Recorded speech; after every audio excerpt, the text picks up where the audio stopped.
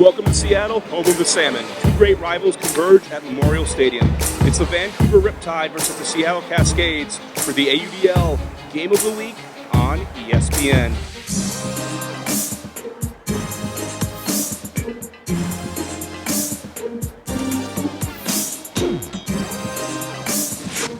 A beautiful evening here in Seattle. We have the Space Needle in the background for this illustrious occasion. The Vancouver Riptide come to face the Seattle Cascades. I'm Brian Jones here with Megan Tormey. We have ourselves a great game here to plan for tonight. Two big rivals from the Ultimate community that have won championships in the past collide tonight, and pride is still on the line, even though Vancouver over the past couple of years hasn't held up their end of the bargain per se in being the competitive team. That's right, but a person who's going to make a big impact in tonight's game is Kevin Underhill. He is a leader both on and off the field. He's a very dominant style of play. We can expect to see him making big throws into the end zone and scoring quite a few himself. When we look at the other side on Seattle, the Cascades, they have one of the top players in the game right now, Danny Karlinski. Karlinski, a little more subtle in his style of play, doesn't have the same flashy stats as Underhill when you compare the two side by side, but his style of dominance is a little more subtle, a little more subdued. He's going to dictate the Seattle offense, which is incredibly hard to defend against.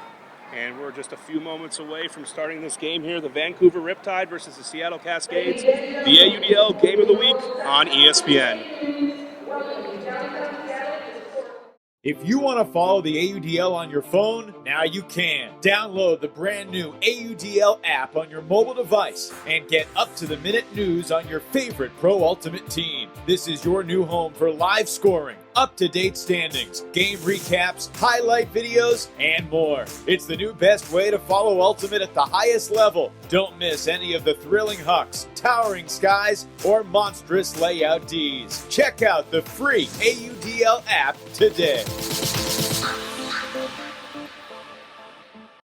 Find gas station. Playing jazz station. Hi, gas? Jet migration. No, I don't want a full tank Frank. How do I get gas? When you travel, new doesn't always mean improved. Except for Motel 6's new improved website. In just a few clicks, book a room for the lowest price of any national chain based on price or location. It's new and actually improved. I'm Tom Bodette, and we'll leave the light on for you. Yeah, it's a Zipcar. I don't own it, I just use it when I need it. Zipcar has thousands of cars parked all over the city, even two on my block. You can use one for an hour or for a day. And Zipcar pays for gas and insurance. It's easy. Go to Zipcar.com to get your Zipcard, the key to vehicles parked in your neighborhood and across the globe. For work or play, find a Zipcar near you, book it, And before you know it, you're on the road. cars by the hour or day. Gas and insurance included. Join for as little as $6 per month at Zipcar.com. Hey, welcome to the Seattle Cascades versus the Vancouver Riptide. A beautiful view here tonight. The Space Needle nearby. I'm Brian Jones with Megan Tormey. An exciting matchup between two rivals. We talked about that a little bit. Vancouver, last week, they're 0-2. They played a couple of close games, coming back narrowly against San Francisco. Still unable to pull that one out in overtime. They're looking to get off the schneid. Yeah, but when you talk about those losses, there was so much that they were able to learn from those losses. And very important to mention, they battled hard against the San Francisco Flamethrowers. They were down, covered quite a deficit, and were able to lose just by 1 point. So that ability to overcome a huge deficit, that ability to fight back, shows that they do have a lot of talent. It's just a matter of them being able to pull it all together in regular time. And speaking of a lot of talent, we look at the Seattle Cascades. They're 2-0 undefeated traveling to Southern California last weekend, and they did it, Megan, with only 15 players.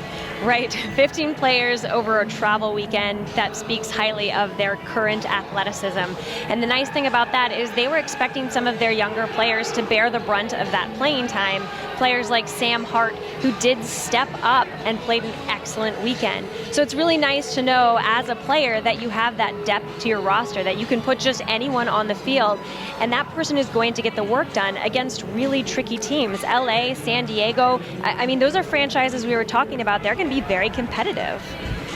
When we look at this game, we expect it to be close, but Vancouver trying to build on fundamentals. In Seattle, got a chance to sit with one of the leaders of the Seattle community, Mario O'Brien, yesterday. They're saying they're actually just planning to play Ultimate, not too worried about the difference between the AUDL rule set They're looking to play the standard style from Seattle, which is a lot of give and go with their handlers, a lot of quick movement, a lot of fancy lefty backhands, which is now coming into style in this ultimate scene.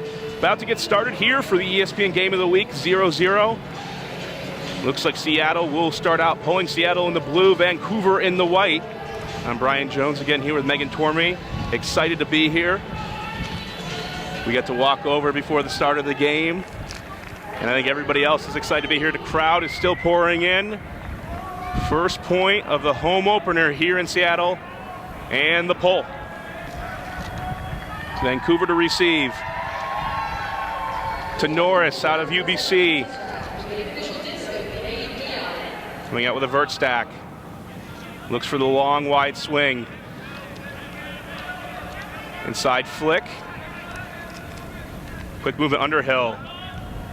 Gets it right back.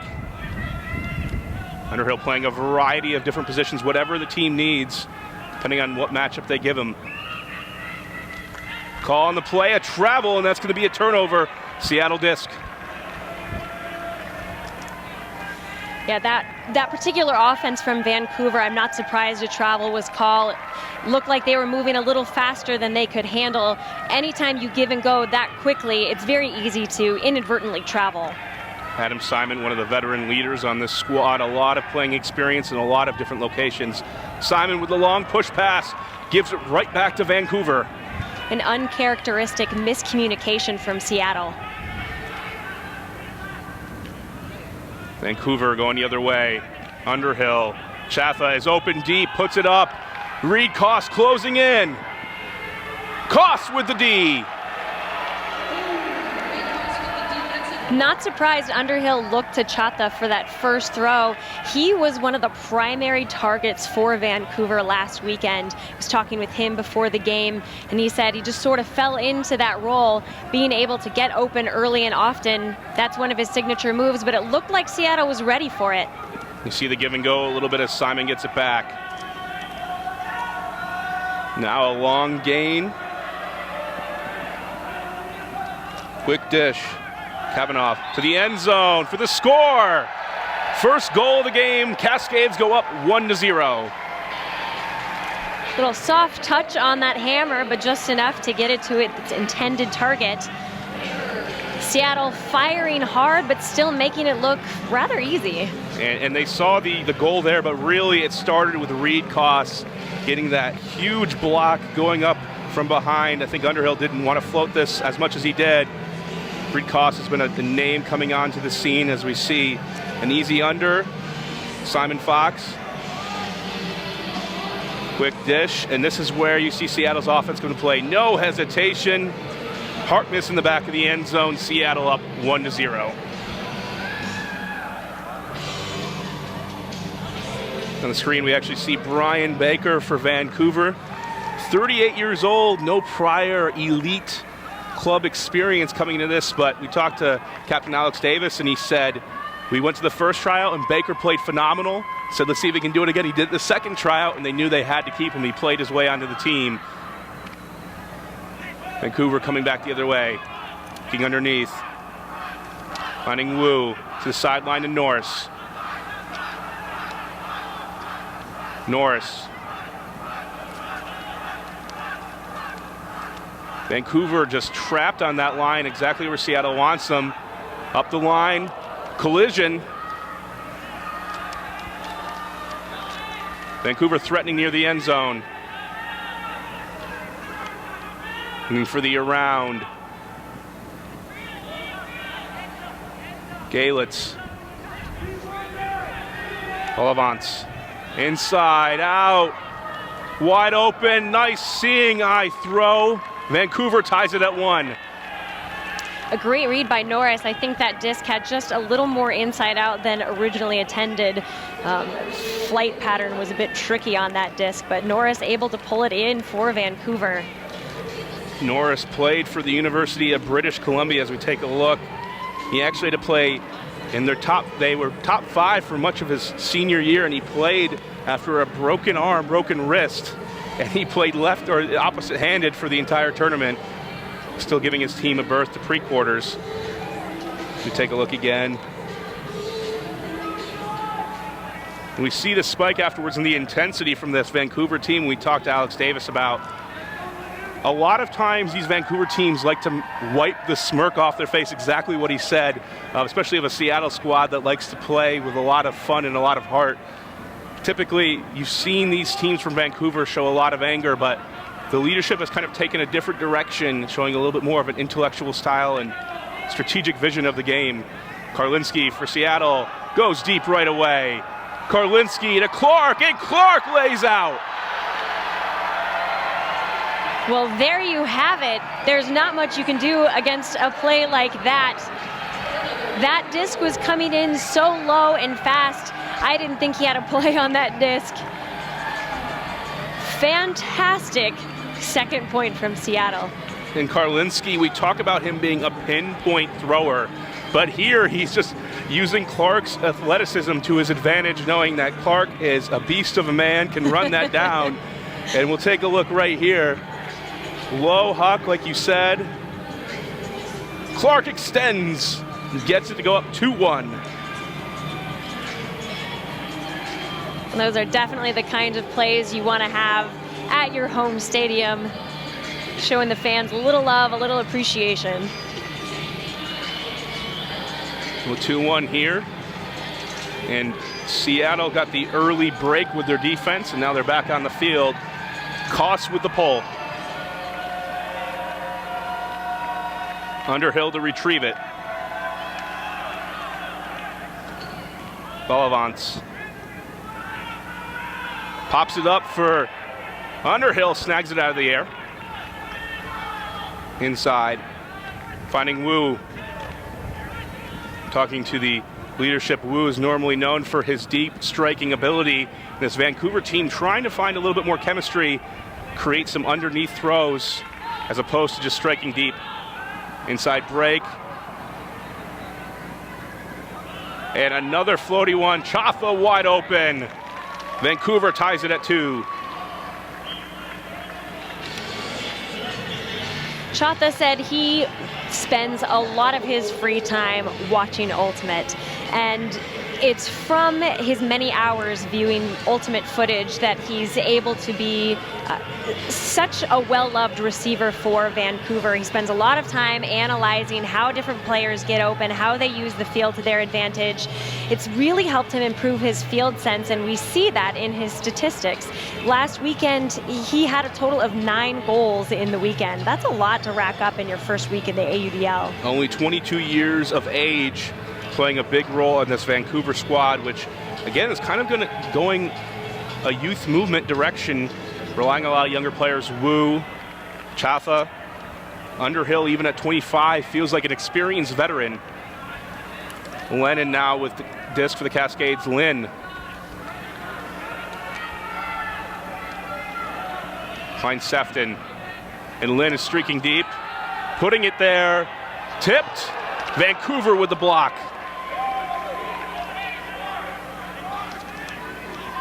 Sinclair to pick up.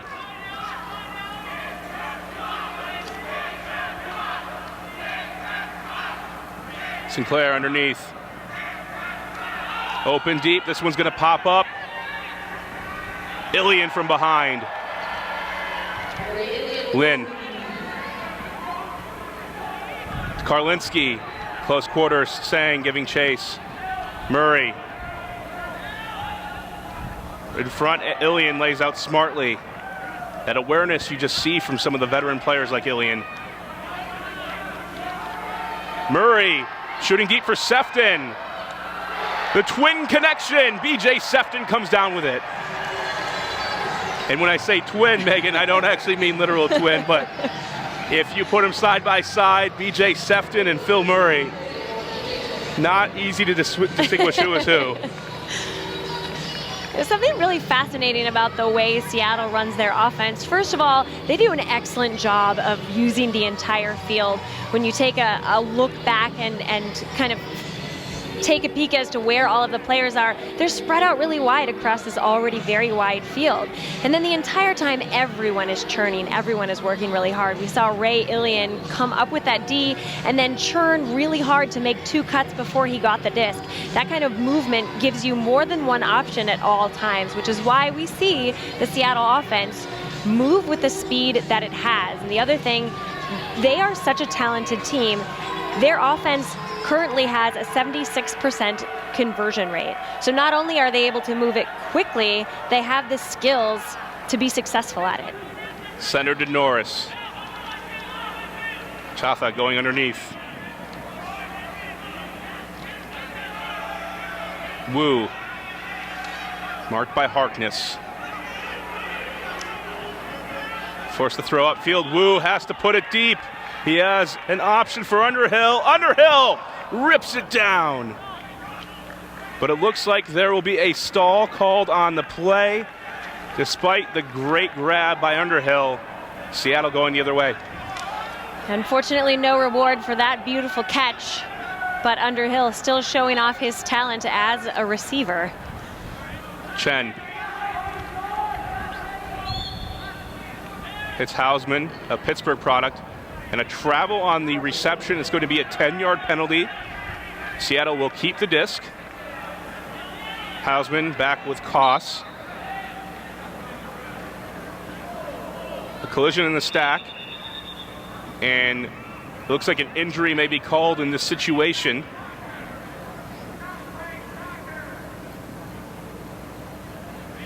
A collision with Sam Harkness on the Cascades. Not sure who's down for the Riptide.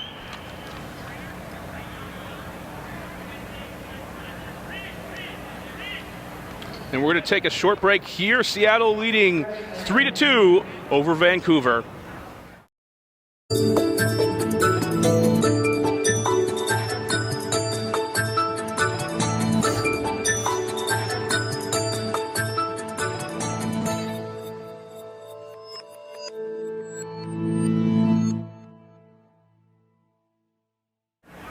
And we're back after the injury timeout. It was Darren Wu injured on the play, walked off the field on his own power, and it looks like we're back in action. About to get restarted, Julian Hausman with a disc out of Pittsburgh, a national champion in his senior season. Now looking back for Koss to Harkness. Quick movement. Now trying to get off the line. Koss is tripped up a bit, and we'll get a 10-yard advantage off of the foul. Koss.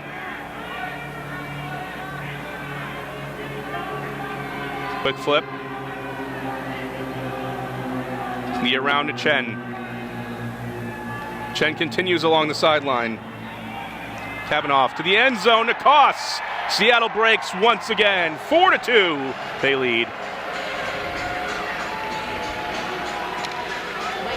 Now here's where we start to see the problem that has plagued Vancouver come into play in this game. They were never out of any of the games that they played last weekend, but it was usually a 2-point run here, a 3-point run there, that led to the deficit that we saw in their game against San Jose. Of course, they were able to battle back in their game against San Fran, but when you spend enough time letting off those little leads, it usually ends up being too large of a deficit to overcome in time. And speaking of little leads, in general, when you look at the Seattle offense, if you're defending them and you give them just that little bit of lead time, that little bit of space to operate, they take a big advantage of it. They'll do more with a little bit and turn it into a lot very easily, more so than almost any other team that we'll see in the world. That's an excellent point. Talking with Alex Davis before the game, he mentioned how much they're working on the angle of their marks. Given how long of a season it is, they're working on little pieces at a time, and so they're trying very hard to put on a specific style of mark to take away the vast majority of the field for the offense, but that's really hard to tell if it's successful or not against this Seattle squad because, like you said, Brian, with just a little bit of space, they'll run away with it. You know, the other side, if you're looking at this Vancouver offense who needs to get it off the line, Underhill comes back. They're throwing a lot of hucks and taking some deep options that appear open, but the discs are not going down the field as much as they'd like and popping up a little bit, giving a chance for those athletic Seattle defenders. Now Vancouver going with a bit of give and go. Out to space for Wu. Wu is going to trot this one in, bring it within one for Vancouver. It's Darren Wu. Kind of came into ultimate fame with a huge catch on game point versus Team USA, playing for Team Canada at the Under-19 World Championships last summer in Italy. And since then, he's been a superstar in the AUDL, making big plays, big catches. Here, he's just wide open. Yeah, one of those players you were talking about, the youth contingent on the Riptide. You certainly can't say they don't have a lot of players that they are going to be able to bring up in a style of play that they want. So if the Riptide are not a force to be reckoned with this year, watch out, because they will be in the very near future. 4-3, Seattle leads with their offense back in the field. And we see a variety of different players playing different roles. Seattle last weekend learning that it was almost better to just put on a fresh set of players every single time, especially when they only had 15. Here they have more, but they're still kind of following through with that philosophy. And again, that speaks to their versatility when you don't have to have individuals specializing in offense or defense or handling or cutting. Anyone on the field can fall into place and make things happen. Murray. Talking with some of the leadership, Murray is just considered one of the most athletic players on this Seattle squad. So hard to guard, one of the most difficult covers in the game. Sefton, no look, quick dish, and Lynn continues to Karlinski, and you can hear the excitement from the crowd. Sefton heads up play, fakes out the defense. Yeah, that was definitely not a set play, but rather on the fly flow of ultimate. No look here. Somebody's styling a little bit. And when you talk about Murray being athletic, and talking with Mario O'Brien, he was saying that Sefton's IQ for ultimate is unreal. And you can see it right there, just the awareness of knowing what the defense is trying to do, knowing where the opening is, buying Lynn a little bit more time. Easy goal.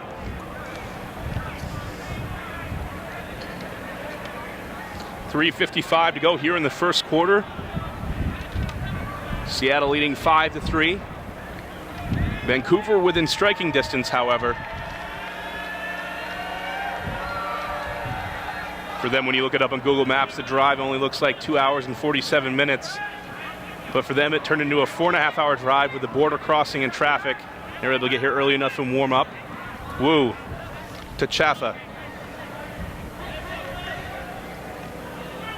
Underhill. And whistle downfield.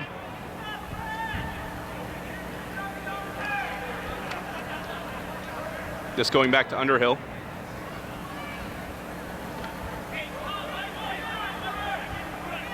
Penalty on the Riptide will move them back. Underhill. Give and go. Finds a wide open cutter. Ball wants to the end zone. Right towards a Seattle defender. More mistakes from the Riptide in this first quarter.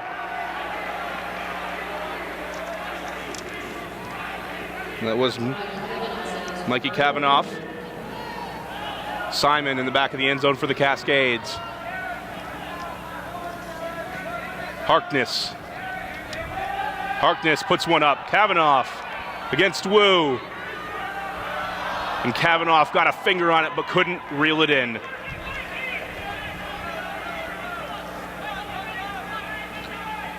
And a deep shot for deep shot.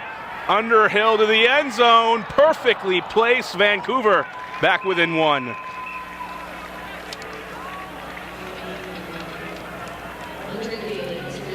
Surprising turn from Seattle on that long put. Like you said, Mikey Kavanaugh got a finger on it, just wasn't able to pull it down.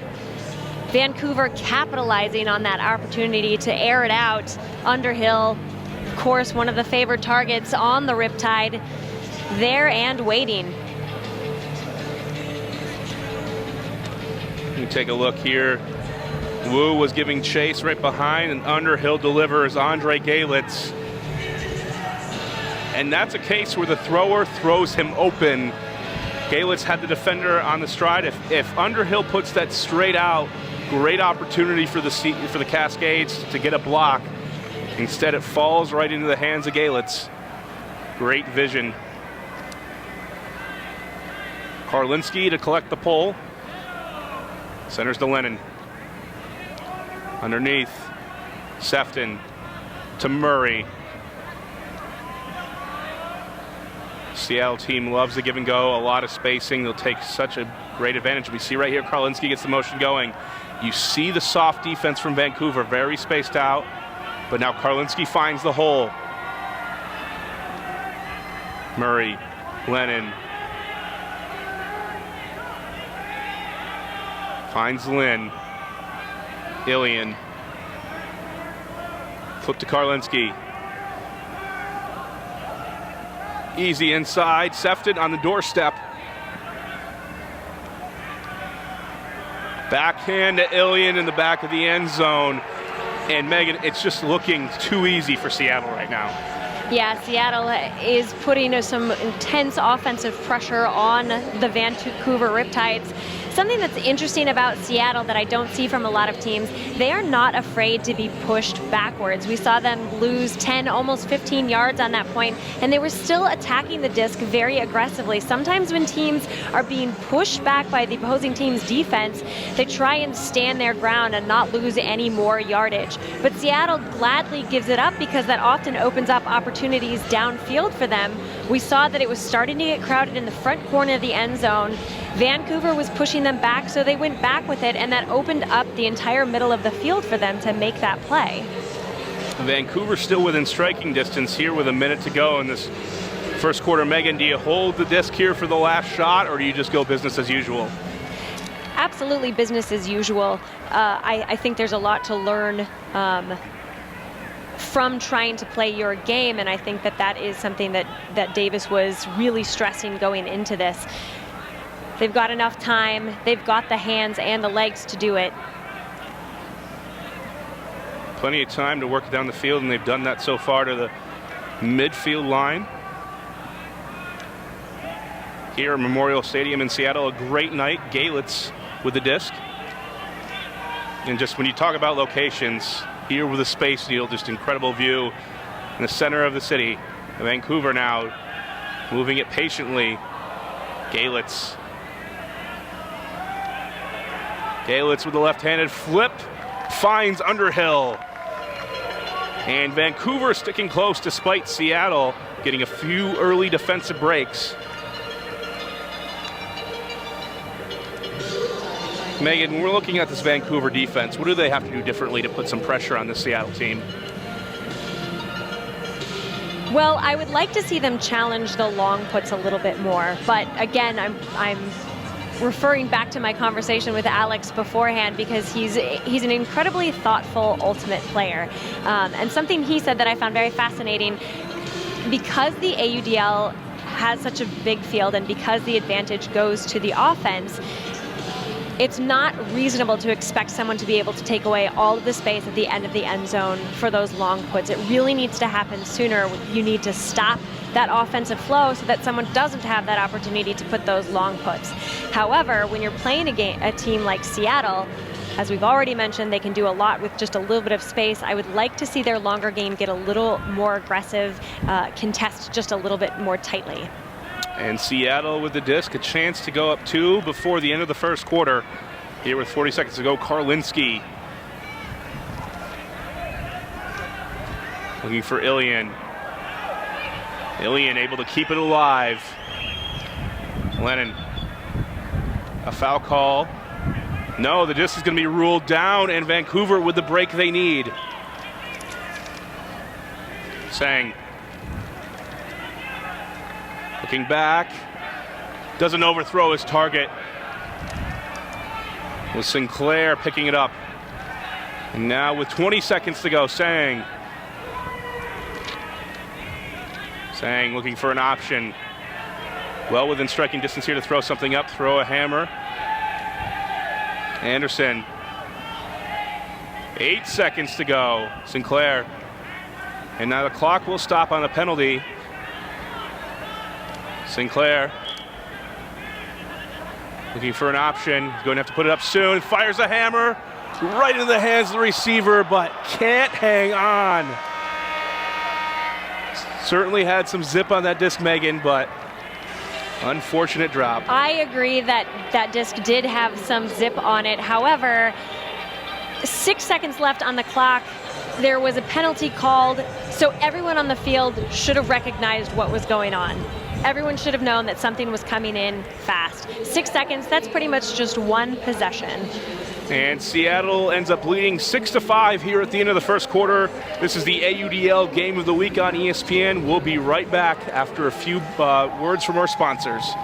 If you want to follow the AUDL on your phone, now you can. Download the brand new AUDL app on your mobile device and get up-to-the-minute news on your favorite Pro Ultimate team. This is your new home for live scoring, up-to-date standings, game recaps, highlight videos, and more. It's the new best way to follow Ultimate at the highest level. Don't miss any of the thrilling hucks, towering skies, or monstrous layout Ds. Check out the free AUDL app today. Find gas station. Playing Jazz Station. Hi. Gas? Get migration. No, I don't want a full tank Frank. How do I get gas? When you travel, new doesn't always mean improved. Except for Motel 6's new improved website. In just a few clicks, book a room for the lowest price of any national chain based on price or location. It's new and actually improved. I'm Tom Bodette, and we'll leave the light on for you. And we're back here for second quarter action here. Seattle Cascades versus the Vancouver Riptide. I'm Brian Jones with Megan Tormey, and we have special guest, one of the owners of the Seattle Cascades, Rory Titcomb. It's a great honor to have you here, Rory. Thanks for joining us. Thanks for having me. Great to be here. And it's an exciting matchup so far. You have your home team, your team leading 6-5. How do you think of the performance so far? It's been wonderful. Yeah, it's great to be here. And there's been a lot of exciting plays. We've definitely got a hometown crowd here also. Heard a lot of cheering for the Cascades. Great opportunity here tonight to come out. It's just a great location. I hear that it was tough to work on to get this place. Took many months to secure just a great spot near the Space Needle. Yeah, when we decided to buy the franchise, when we were talking to other owners, we heard that, the venue is really the key, and this is the best stadium in Seattle. This is where we wanted to play, and my brother Exton put a lot of work into securing this spot, meeting with Seattle Public Schools. This is primarily a high school venue, actually. So it's a special honor to get to bring Ultimate here. Which is amazing to have high schools play in a venue as beautiful, as amazing as this. This is a great space for your home team. I love everything you guys have put up. Why don't you guys tell us a little bit about what the game day experience is like for people here? Yeah, well, we've got a mix of things going on here. We had some freestylers. Our dad is a freestyle Frisbee fanatic, so we brought some of his jammers out to, be throwing with people. We have a fundraiser going on for Franklin High School Ultimate, so that's always a way that we're trying to support local youth teams, trying to make it fun. You have a couple of high schoolers actually on this team. I know that you were part of picking this squad. What did you see in those kids that you brought out? Well, when we were making evaluations at the combine, I was really impressed by Sam in particular. And Sam Cook? Yeah, Sam Cook. He is just an incredible athlete, and part of what we wanted to do with the selection. And a D by Vancouver, they're going the other way. Nice D. Very nice D. Yeah, Vancouver's been putting some really great defensive pressure on, and we'll see if they can. Ooh. They go the other way. They're looking at the end zone. Here to tie it up. Dump out the space. And wide open. Vancouver ties it at 6, much to the demise of Rory Titcomb sitting in the booth with us. That's all right. We'll still get him. Great heads-up play by Dozy Daigle on that one. There were many players around, but he had a straight shot down the lane. Yeah, it looked like a couple of the Cascades guys just sort of were trying to do more than just cover their own person there. That can kind of happen when you get into your end zone of sort of focus on the disc and lose sight of your person. That, I would say, it's a classic mistake that can happen. And Rory, you're an ultimate person yourself, played with Riot, and you were trying to get a partnership going with Seattle Riot and the Seattle Cascades. Can you tell us a little bit about that? Yeah, it's been, when my siblings and I decided to buy the Seattle franchise and build the Seattle Cascades, we had a couple things in mind. One was that we wanted to sort of build on the amazing legacy that we have in Seattle Ultimate and be a part of everything that's going on here, and Riot is such a mainstay in the community here. So we've been working on building a partnership that will be mutually beneficial and make sure that we have female coaches at some of the clinics that the Cascades have been running, and finding ways to support some of the community efforts that Riot makes. And nice foot block. Wow. A great block by Vancouver. Dozy Daggle just making plays left and right here for this team. One of the youngest players on this squad as well.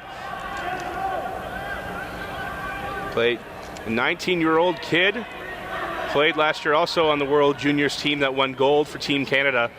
Oh, that was an incredible game. Did you guys watch that at all? It was just stunning over in Italy. Oh, and a drop. Right back to Seattle. Sefton. Out to Ray. Ray Ilian just been a staple for the Seattle Ultimate community. What makes him so good? I think he's just classically like an intelligent Ultimate player, and he just sees space really nicely, and he's also really composed. That's something that you can't teach. You can't teach somebody to be composed with a disc, and players who've been playing for a long time and have so much big game experience like Ray does, just... And out to Koss for the goal. Reed Koss. Very nice. Great throw by Phil, too, in that wind, just finding that space right behind the defender. They go up 7-6 here over Vancouver. Reed Koss, one of the leaders on this team. And Rory, what was the moment when you were like looking at it going, maybe I should get involved in the AUDL, maybe I should buy this team and put this together in Seattle? I think my brother Exton is really passionate about the AUDL, and he had the opportunity to play for the Wildfire out in Chicago and see what the commissioner Steve Gordon has been doing with that franchise, and he wanted to sort of take some of that energy and build on it here in Seattle. And Seattle's a great Ultimate town. We've got such a great community, and we wanted to find a way to build on what's already happening here, and so we're giving it our go. And Pohl gives it back to Vancouver. Underhill gets the disc. Underhill.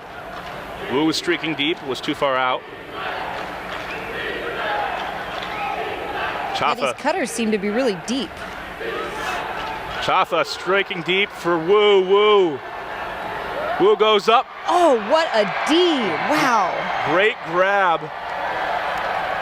Gets it back for Seattle. That's Will Harold. He's an incredible addition to this team. He's a Cut alum, played at Carleton, and moved out to Seattle, I think, just a year and a half ago. So he's fresh out of college, and it's been really exciting to see him contributing already. Underhill tries to get it back, but can't. Flipped back for Chen. Some good lateral movement there. Oh, Mike Kavanaugh open in the middle, but couldn't quite hit him. And timeout called by Seattle. We'll take a short break here. Seattle leading 7-6 over Vancouver. We'll see if Vancouver can continue the comeback, or if Seattle's offense is going to prove too great here on the AUDL Game of the Week on ESPN.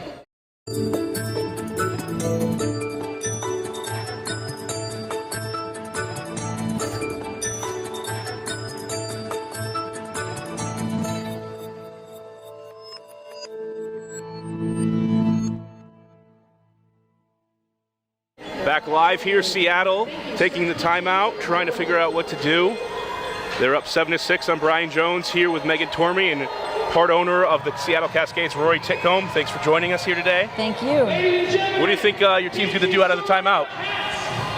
Well, I think they're going to regroup a little. I think we saw a couple execution errors in this point that I think they're just looking to reset. And when they got that disc on that far sideline, we sort of had a lot of cutters who were not in a great position to get open right away. So I bet, Danny Karlinski's a really smart handler. He identified that and said, cool, I'm going to just take the second, let our offense reset.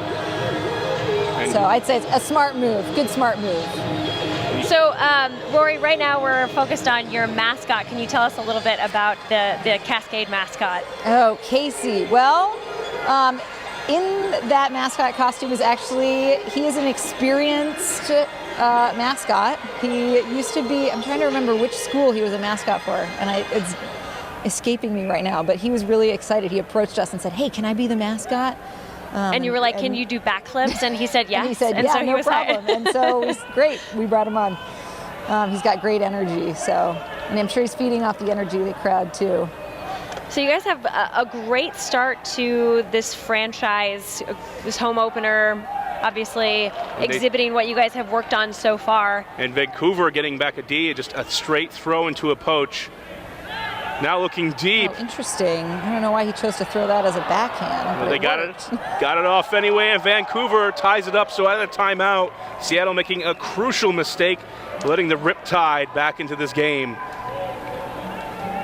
So one last question, Rory, before we let you go focus on watching the game. What else can we expect to see from the franchise as we move forward this year? Well, I guess, like I've mentioned a couple times, we're really focused on building on what we have here in the Seattle Ultimate community. So we've been, working on building collaborations with local companies and local teams. So we've got, this exciting Riot partnership in the works, and we've been partnering with 5 Ultimate, which has been exciting. So my siblings and I are also owners of the apparel company. And we've made a really exciting opportunity where players can contribute double their salary value in kind to a local girls program. So we've been really finding ways for our players and the franchise and everybody that's working on the Cascades to be contributing to what's going on in the Seattle Ultimate community. So I would say that's our big focus. Let's give back to the Ultimate community and make it better in any way we can. Fantastic role models for not only Seattle, but for the nation at large. Ooh, nice rip by Danny. Can Julian make it? Not quite. And Julian's he's a great deep cutter. And I think Danny just didn't get enough loft under that pass, but a great cut by Julian. Hausman unable to run it down. Thanks for joining us, Rory. Yeah, thanks for having me. Now we'll let you enjoy the game, and just a great plan, great Seattle community. Thanks for being a part of it, and we'll talk to you later, I'm sure. Yeah, thanks for having me. And Vancouver trying to strike back deep. Koss is there with another big block. Reed Koss.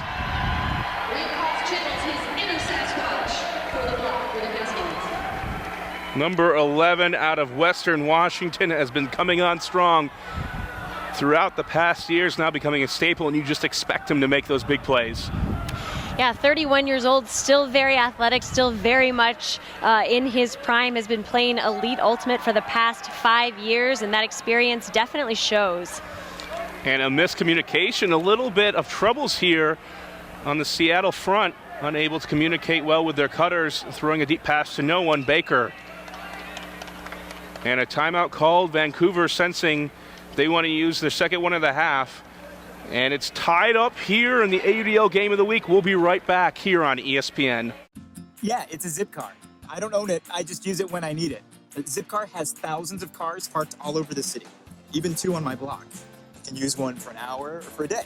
And Zipcar pays for gas and insurance. It's easy.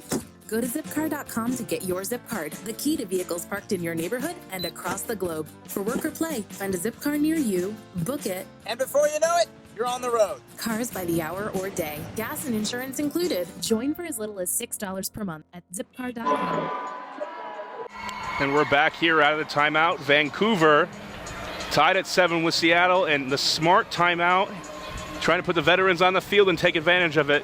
What do you expect to see out of this, Megan? Well, something interesting between the last quarter and this quarter, I think we're starting to see both teams starting to get edgy, starting to get a little bit antsy. Seattle because Vancouver started to close the gap. Vancouver because they started to see that they were very much in this game. So Underhill on the field, dancing a little bit just now, I think trying to settle his team back down. it's good that they're starting to elevate their emotions, but not to the point where they're starting to make mistakes. So I think we're going to see this kind of style of offense we saw in that first quarter, nice, easy flow, start to come to fruition again after this timeout. And Vancouver can certainly take a big step forward here of wiping the smirk off of Seattle's face. And a team that, when these two teams meet, you throw out the records. It doesn't matter in this situation. Wu tries to stretch a deep Chatha, and now Wu in isolation. So tough to guard, but you see that matchup, Clark and Wu. Not sure if Clark got a block on that, but definitely not the way he wanted to come up. And Donnie Clark just been a beast in this game thus far. Yeah, it was hard to tell whether or not Clark had some influence on that throwaway. It looked like Wu perhaps released before he had really readied his body for the execution. All the same, like you said, Clark has been quite a force this game. His defense undoubtedly had something to do with that throwaway. Ilian moves it along. Clark finding Koss back. Koss looking back. Zukowski gets it back once again. Quick movement now. Putting it deep. Ilian with space. And Underhill can't chase it down. Ilian with a quick dish to Clark. Seattle stays on top, 8-7. For the first time that point, we saw the Seattle offense slowed. They were held back at the 30-yard line for a number of throws. And I thought perhaps the Vancouver defense is going to stop them. But then that throw, that grab by Ilian, and then of course Clark streaking down the field to make himself available for Ilian. There's just not enough pressure that can be put on them for the entirety of a point to stop them from scoring with ease. And you see just even at 34 years of age, the young 25-year-old cannot keep up with the powerful legs of Ray Ilian. It looked like that you had enough time to make a play on it, but too far to catch up. And Vancouver still in that position, catching up to Seattle here, down 8-7 with 6 minutes to go in the first half. A great game, great play so far, and like we said, Donnie Clark opening it up with his huge catch in the end zone, and Vancouver sneakily staying in this one. Quick around. Leduc looking deep for Underhill. Underhill against Lynn. Underhill shakes him off. Tying it up at 8, and Duncan Lynn was right there, tried to embrace Underhill in a bit of physical contact, and Underhill, he talked about it. He said if he felt like the defender on him was a little bit undersized, no problem going deep from the handler position. Yeah, he looked completely unfazed by the proximity of his defender, and that can sometimes be enough to rile a person into dropping the disc. Yet he maintained his composure, maintained his position, came up with that easily.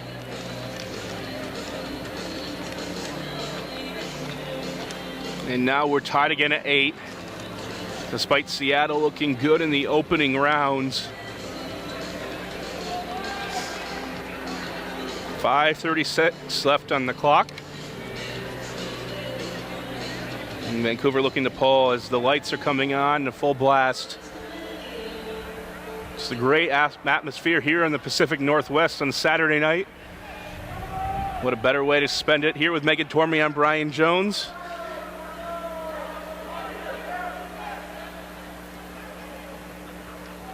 Finding Sefton, Hausman, Koss in the middle. A lot of space to work with. You see some of the hesitation from Seattle, starting to have a couple of miscommunications. Great adjustments, but finding the open Koss. Still one more to go, looking for the flip behind, and a careless throwaway behind Lennon. Could have made the play. Vancouver with enough pressure to get it back.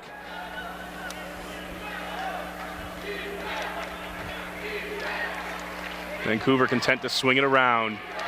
Now finding underneath Sang. No timeouts left. They're going to have to do it here without calling out a veteran line. Tam gets it to Sinclair. Tam to Lee. Middle of the field. Now looking deep. Sinclair can't make the catch. And he's going to want that one back. Yeah, he was definitely eligible for catching that disc. Just put his hand in the wrong space and came up empty. And another miscommunication, Karlinski.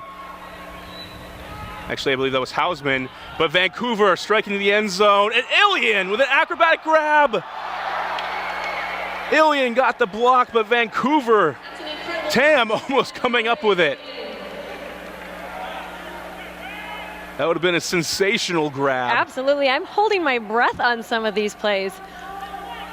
Hausman finding Murray.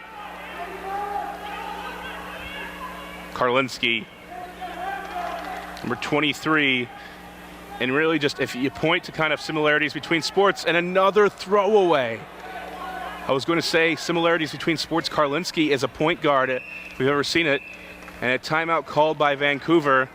They do have one left. They're going to put out a veteran line, it looks like, here with 3:25 to go.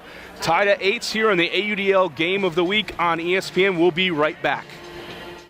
Yeah, it's a Zipcar. I don't own it, I just use it when I need it. Zipcar has thousands of cars parked all over the city, even 2 on my block. You can use one for an hour or for a day. And Zipcar pays for gas and insurance. It's easy. Go to Zipcar.com to get your Zip Card, the key to vehicles parked in your neighborhood and across the globe. For work or play, find a Zipcar near you, book it, And before you know it, you're on the road. cars by the hour or day, gas and insurance included. Join for as little as $6 per month at Zipcar.com. And we're back here, 8-8, 3:22 to go. I'm Brian Jones with Megan Tormey. Vancouver with the disc, calling a timeout. Vancouver, as we take a look at the Cascades mascot and Vancouver in the white. You see him coming out now, looking to strike. They were down early in this game, Megan, but they've crawled their way back in. And you have to give them some credit, but really we're looking at Seattle mistakes here on the offensive side. Well, I don't know. I think that credit may very well go to Vancouver. I do think that their defensive pressure stepped up enough to rile Seattle out of their comfort zone. Granted, Seattle has been making some uncharacteristic mistakes. I think it's simply because Vancouver's doing a good job of taking away those quick lanes of opportunities that they were accustomed to working with. Bolivants picking up the disc. And of Carleton University in Canada, a recent pickup for this Riptide squad. Finding Underhill on a curl cut. Great option to get open and start flow. Galitz bends one. Hammer fake to Wu, trying to extend it. Can't milk it completely to the end zone. This would be a huge goal for Vancouver if they can convert. Great defense on the doorstep, have to look for an option. Puts it up to the back of the end zone. Vancouver comes down with it. Underhill making an impact. 9-8, Vancouver leads. And we talked about him before the game, Megan. Kevin Underhill has not disappointed, especially on the offensive side of the disc. Absolutely, and like I said, a leader both on and off the field. He is really taking charge this game, making sure he is a viable option for any person with the disc at any time, coming up with a big score when Vancouver really needed it. Taking a look at that replay again, and really though, this started out from the timeout. We saw Underhill with a curl cut that just opened things right up. He was able to come right in front of the stack and then come up for the up line. Just great awareness, knows what to do depending on the mismatch on his defender. 9-8, Vancouver with the first lead of the game. And right before halftime, potentially great momentum. We'll see how Seattle responds. They have a lot of veterans who are used to being in this place. Karlinski. You see a clear opening. Karlinski delivers to Sefton. Clark stretches deep, now comes under. Clark back to Karlinski. Lennon. Hausman has had a couple of turnovers in the last few possessions. Lennon. And you feel like the intensity has picked up here, a lot closer man-to-man defense. Hausman.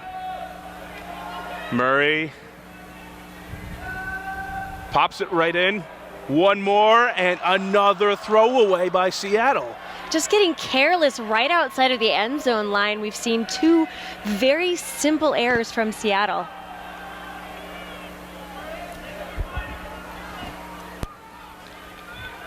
With 2 minutes to go, Vancouver with a chance to extend their lead to 2.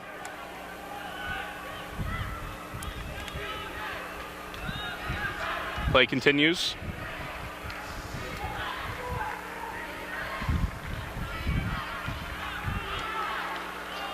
Sang. Getting underneath, now putting it deep. Clark giving chase. Clark lays out and gets the block. Incredible play by Donnie Clark.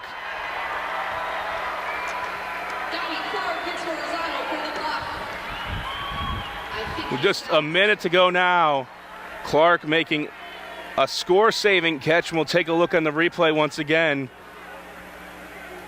And you see the closing speed and the ability. Clark gets out in front, gets the disc before contact is made. Just incredible, and Karlinski going to get things started. Murray gets it right back from Karlinski. Foul called on the play and 40 seconds to go in the half.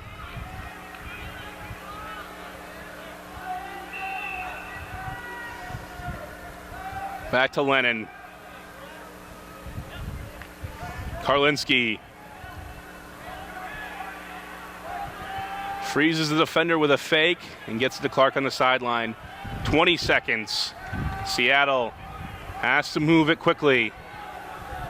Vancouver looking for this last defensive stand. Hausman, quick flip. Sefton in the end zone to Clark, pops it up. And a block by Vancouver. 3, 2, 1. They get the pass off, but it's not going to matter. Vancouver is going ahead to halftime with the lead. Up 9-8, and just mistakes by Seattle plaguing them. So we'll see how both teams are able to react. And if you look at the first half for Vancouver, it's been a lot of Kevin Underhill as we take a look at this last sequence. A little rushed. And Clark was open in the end zone, but the block is there. And Vancouver can head into half with a 9-8 lead. Great opening half. We looked at our two impact players. Kevin Underhill delivering for the Riptide. We'll see if Danny Karlinski can answer with the Seattle Cascades. And we're going to go down to the field in just a moment with Megan Tormey down here to interview Kevin Underhill. Thank you so much, Brian. Kevin, amazing first half. What was the difference for you guys between the first quarter and the second quarter? I think a little bit of it was just jitters coming out here, cameras and stuff. Not everyone's been here on this sort of stage before. So I think just calming down in the first half, and then or in the first half of the first half rather, and then taking it in the second. Just calm ourselves, make the right decisions. And it looked like the defensive pressure really started to elevate in that second quarter. What did you guys talk about? What changes did you make? Yeah, well, it starts with the handler coverage. I mean, we got guys like Richie Tam out there, and he's getting the job done. It's just tighter coverage overall. And then it leads to downfield coverage. Both teams are getting tired in those long points, and it's just about the mental grind and about getting out there and getting the job done. Finally, any changes you're going to make in this second half? We just got to keep it going, right? We got 2 halves left, empty the tank. We don't play, it's not like a traditional tournament style. We get to play one game, and then we're on the bus home, right? So empty the tank here, one last effort, and hope the chips fall where they should. Absolutely. Thanks so much. Good luck the second half of the game. Thanks very much, Megan. Yeah, thank you. All right, we're going to take a short break, and when we come back, we're going to take a look at highlights from Week 1 in the league, the AUDL. If you want to follow the AUDL on your phone, now you can. Download the brand new AUDL app on your mobile device and get up-to-the-minute news on your favorite Pro Ultimate team. This is your new home for live scoring, up-to-date standings, game recaps, highlight videos, and more. It's the new best way to follow Ultimate at the highest level. Don't miss any of the thrilling hucks, towering skies, or monstrous layout Ds. Check out the free AUDL app today. Find gas station. Playing Jazz Station. Hi. Gas? Get migration. No, I don't want a full tank Frank. How do I get gas? When you travel, new doesn't always mean improved. Except for Motel 6's new improved website. In just a few clicks, book a room for the lowest price of any national chain based on price or location. It's new and actually improved. I'm Tom Bodette, and we'll leave the light on for you. AUDL South debuted on April 11th in Raleigh with the anticipated showdown between the hometown Flyers and the Atlanta Hustle. First Southern score ever went to Matt Smith. Deep shot from Dylan Tennell to get Atlanta on the board. Raleigh would retaliate. Flyers captain Brian Casey seeing the whole field, and Justin Allen on the receiving end for the goal. Atlanta led after the first quarter with a little luck. Tennell's shot deflected, but Blake Hanna makes the play anyway. Raleigh's D was the difference, though. Brian Clark taking flight. The Flyers aired it out, one successful huck after another. The pressure was just relentless. Defensive captain Joey Cretella had multiple Ds. And so did David Richardson. Youngster gets in the way, lays out for the D. Raleigh in rhythm. Up line for Dennis Teresi. Some traffic, but he makes the grab. Atlanta's Jay Clark also showed off the athleticism. Hustle D the underneath. So next time, Terrence Mitchell decides, let's send it long. A huge flick from the 19-year-old, and with Allen streaking deep, that's the right choice. The ridiculous sky providing the exclamation point to Raleigh's 29-22 victory over Atlanta. The Hustle were back in action on Sunday as Charlotte hosted its first ever game. For the second straight day, Atlanta's Matt Smith got the scoring started, and then a pretty cool moment. On the ensuing point, 53-year-old handler Ed Fox with Charlotte's premier assist, Dylan Welchman hauls it in. Welchman had a big game for the Express, including this layout D. But the play of the weekend began with Charles Muniz floating the backhand deep. Near the sideline is Sean Kelly, the greatest to keep it alive. And Micah Hood is there. Ridiculous stuff. Kelly and Hood team up to get Charlotte on SportsCenter's top 10. And more importantly, it helped the Express make this game tighter in the fourth quarter. Late in the game, Charlotte needing a score, and they send it long for Zach Saffa. Number 8 elevates and rips it down. Less than a minute to go, Express down 2. Kyle Silva slides and scores to bring Charlotte within 1. They need a turnover, and it looks like they get one. But the ref had not yet initiated play. Atlanta regains possession and puts the game away. The Hustle prevail in a thriller, 27-25. So after 1 week in the South, Raleigh atop the pack. The Flyers will host Jacksonville as the Cannons begin their season on Saturday. Nashville also making their AUDL debut this weekend. Week 1 in the East included two-time defending champ Toronto traveling south to DC and Philly. On Saturday, the Breeze and Rush squared off, and Toronto took charge quickly. Adrian Yearwood angles the backhand to Andrew Carroll for the score. Later, DC the unforced turnover, and you can't make mistakes like that and beat Toronto. The Rush defense looked strong again. Remy Ojo always willing to lay out. While Toronto never lost control of the game, DC still delivered some great highlights. A.J. Jakoski hitting Michael Moses in the end zone. At the other end, David Boylan Colchin gives up the body, gets the disc.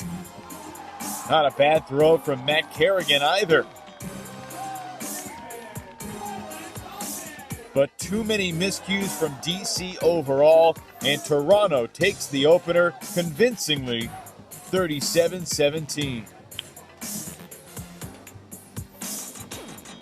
It wouldn't be so easy for Toronto on Sunday, taking on the Philadelphia Phoenix. Last year, the Rush had little trouble with Philadelphia, but in the 2015 opener, the Phoenix looked sharp. Maybe Toronto was tired, but Philly's deep game was on point. Great layout grab by Stephen Ng.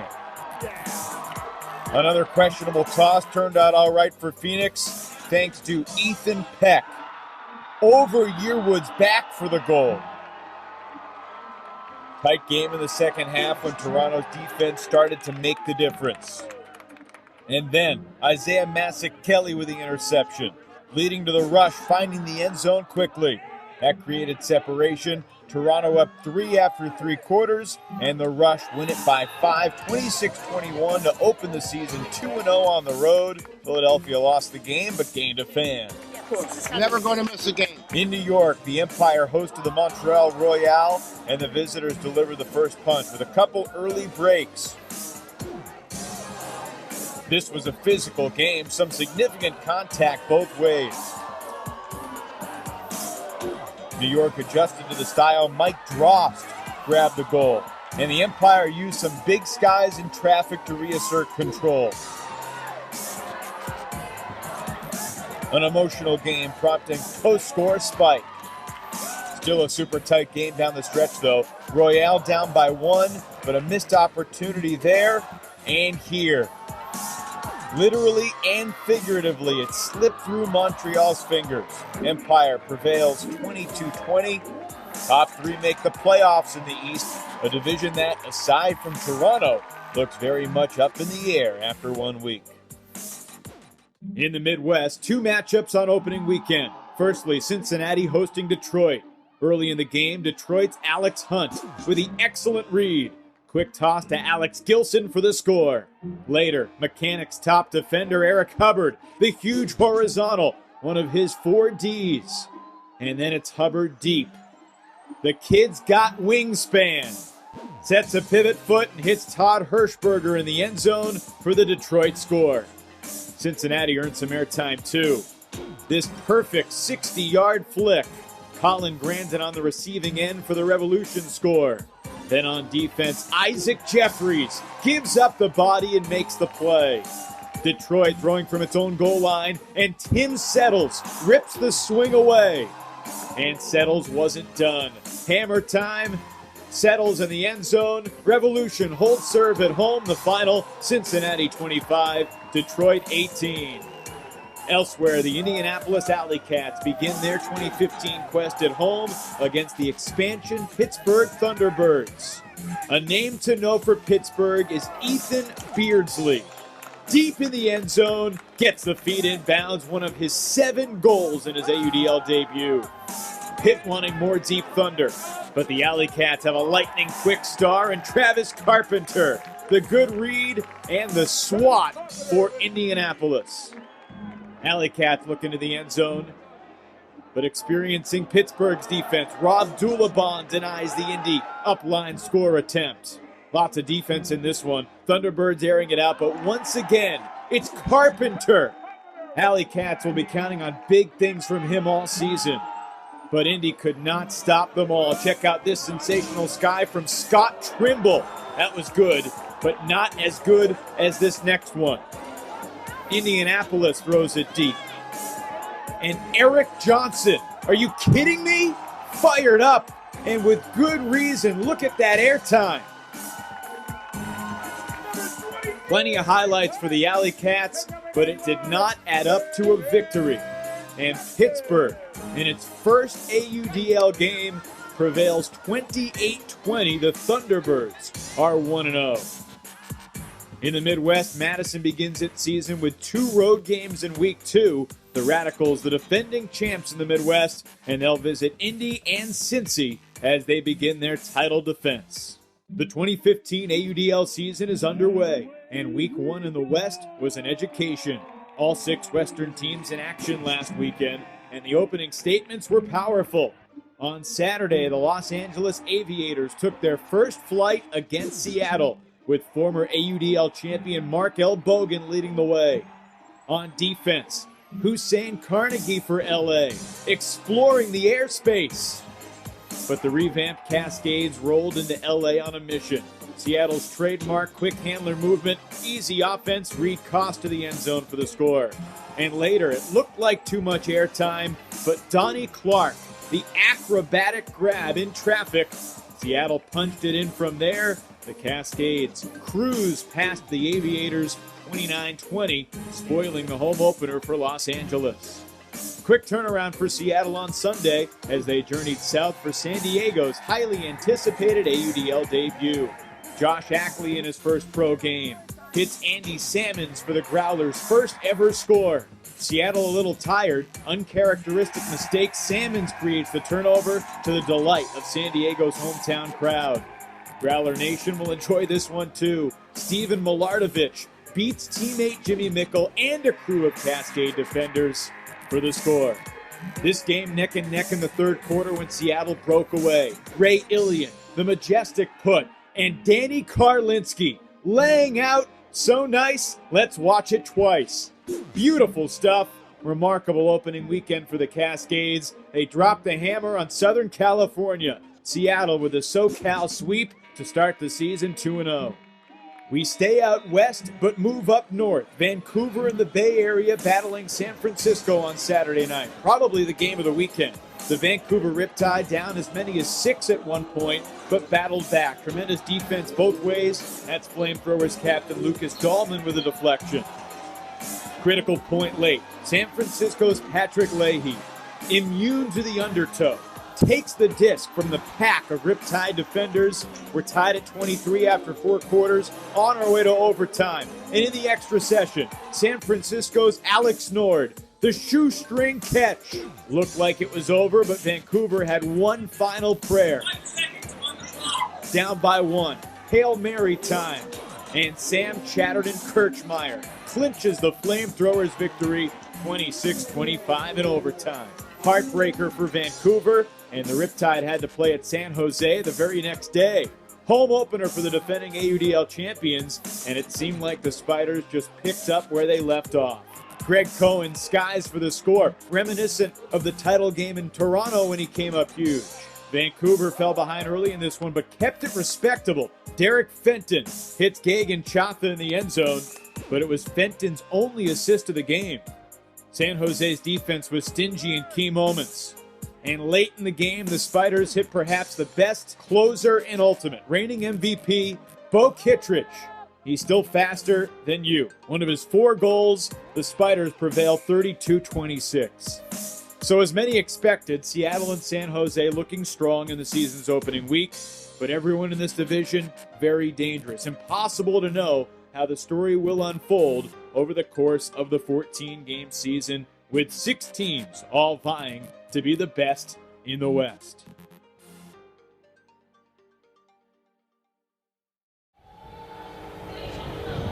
Back for second half action here in Seattle. A great night for Ultimate. The Vancouver Riptide lead 9-8 over the hometown Seattle Cascades. I'm Brian Jones with Megan Tormey. But right now we're going to take a look at some highlights from the first half, and what a great game it's been so far, Megan. It has. The stronger team was definitely Seattle in the beginning, both offensively and defensively. They seemed powerful, but offensively in particular, they just seemed unstoppable.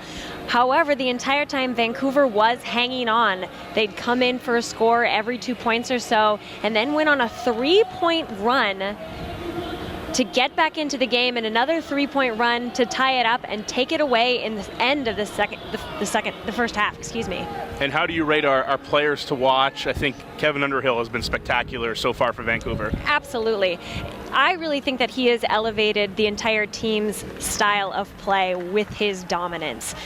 In the beginning, everyone seemed just a little bit quiet, but now the entire team is starting to come to life, both offensively and defensively. They're really challenging this Seattle squad. And on the other side, Danny Karlinski has been no slouch so far, heading on a couple of hucks and a lot of plays, but we saw the Vancouver defense just ramp up, and just some miscommunications and just errant throws that we've come to not expect from this experienced team. Right. Vancouver has made a lot of Ds on those throws where communication was just a little bit off, so they have been there ready to take that opportunity that Seattle has surprisingly given to them. Let me take a look. Reed Koss had a couple of huge blocks in the first half. And again, in just a monster deep, you don't want to put it up. And he's there, but look at this. That miscue we're talking about, Reed unable to hit Lennon. And right in front of Sinclair, that could have built a bigger lead. And Ray Ilian at age 34 gets up. And Vancouver almost able to make the play. And we're getting just about to get started here in the third quarter. Vancouver is leading 9-8. And it looks to be a great second half. I think if you're Seattle, Megan, you've just got to settle down. Without a doubt. Without a doubt, that is absolutely the one thing that Seattle needs to do. We've seen them start to play out of their own element, and that's really when Vancouver started to run away with the game. And they're up by 1, and it looks like they will be receiving with the advantage to start out in this third quarter here at Memorial Stadium in City Center in Seattle. Just a short walk away from the Space Needle. You can say we're underneath its shadow, but the sun has gone down and the lights are up. It's great night here, Saturday night, AUDL Game of the Week on ESPN. Opening poll set to go in a few moments. Koss, defensive leader, getting his team set, setting the matchups.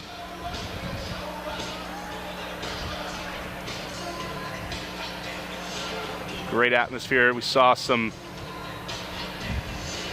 samurai sumo wrestlers, sumo suits out there battling it out with some young kids trying to score at halftime. Some of the fun, friendly atmosphere we expect from the Titcomb family, who we had Rory on in the first half, and Exton Titcomb is, we see the sumo suits getting undressed, trying to get out. Trying to flex out of those suits, and we're ready here for second half action with the poll. Vancouver gets the chance to extend this 1-point lead. Underhill gets active early. Clears space for Chaffa so well.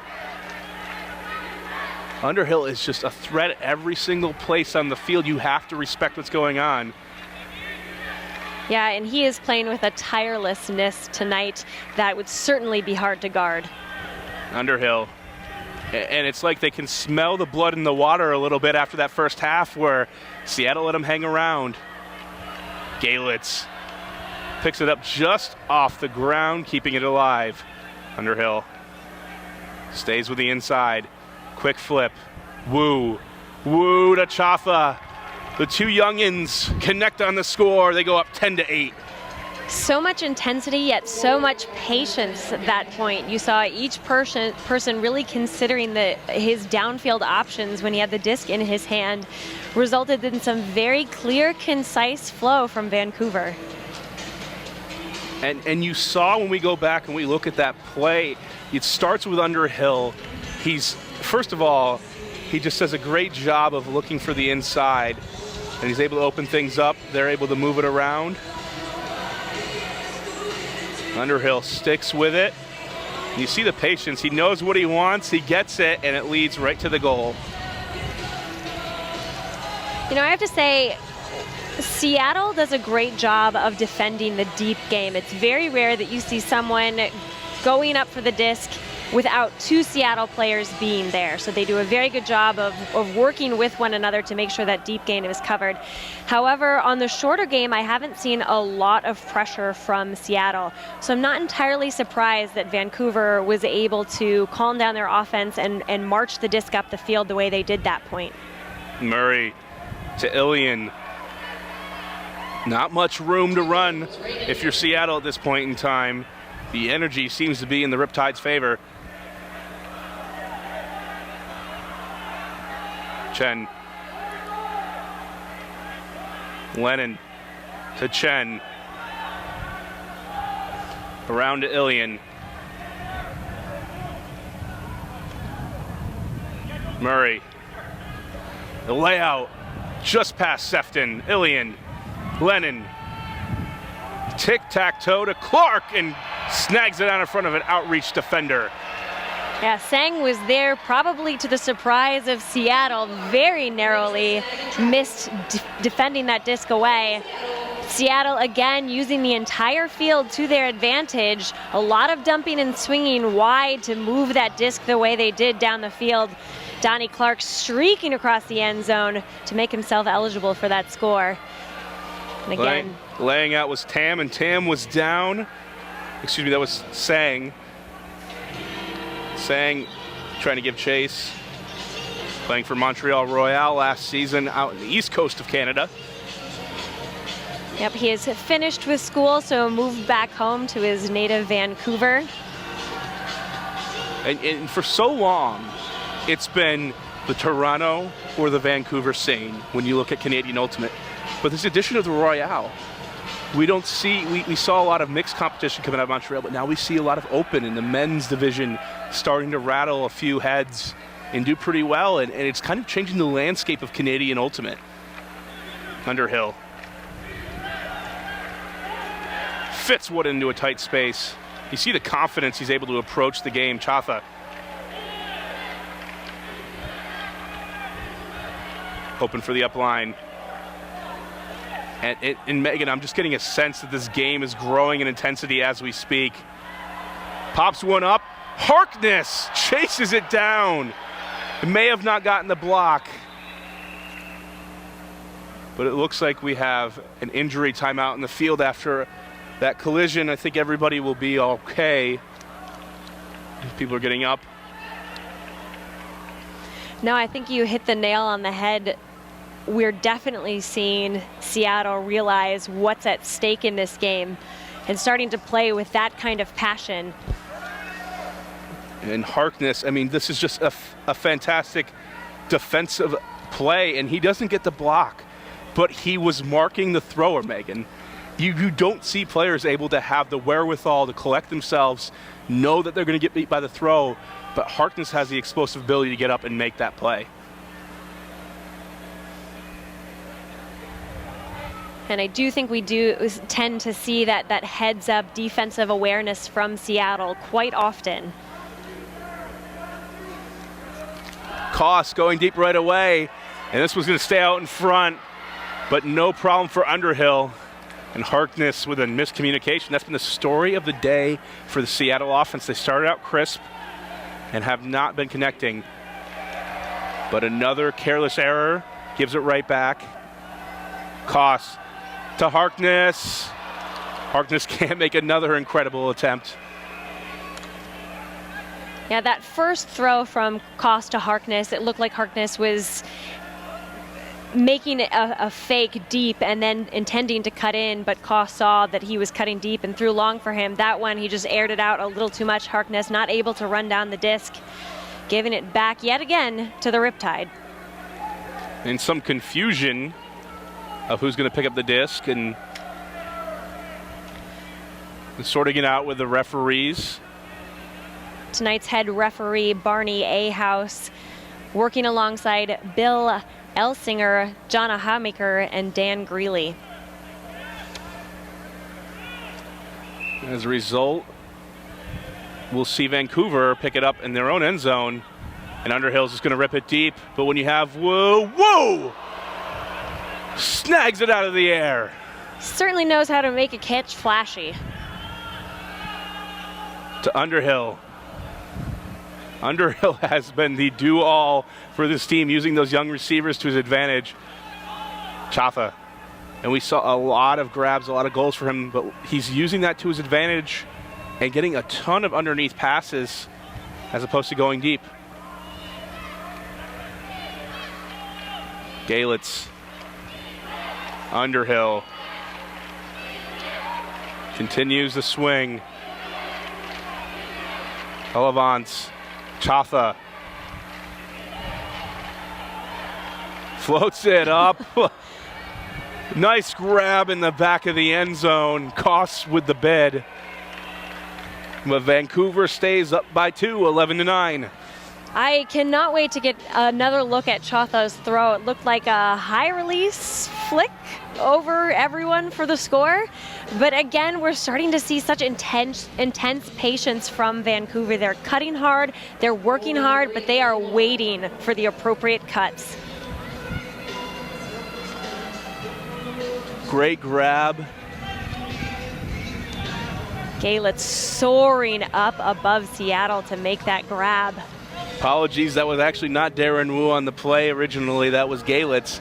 And like you said, the tone of your voice said, high release, and we're all going, as an ultimate fan, coach, player, was that the right decision? Well, it worked, so it doesn't matter at this point in time.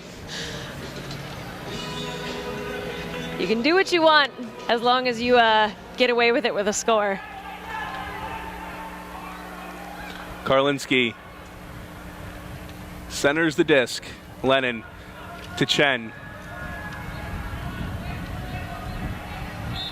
Murray gets the bump and gets the call. We'll move it up 10 yards.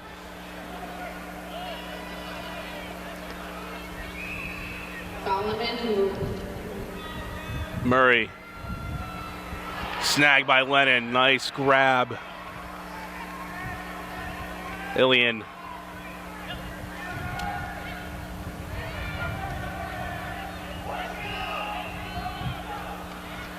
Bumping on the mark, but they're going to bring it back and they're going to say Murray was actually intentionally doing that.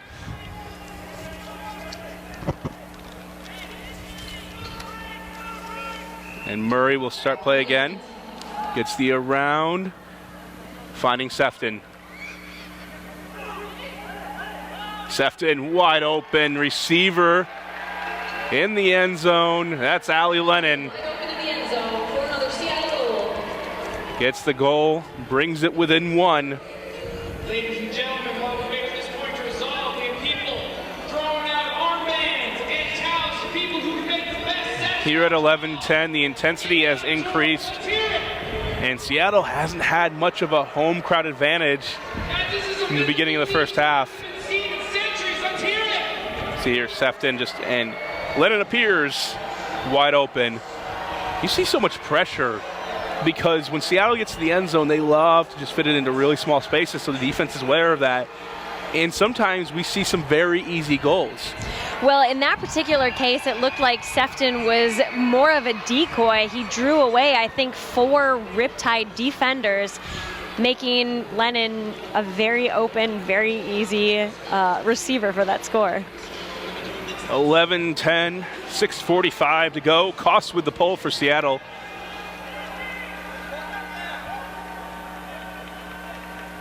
Bellavance will pick up. Or let Underhill, actually, this one will go out of bounds, and they'll take it at the brick.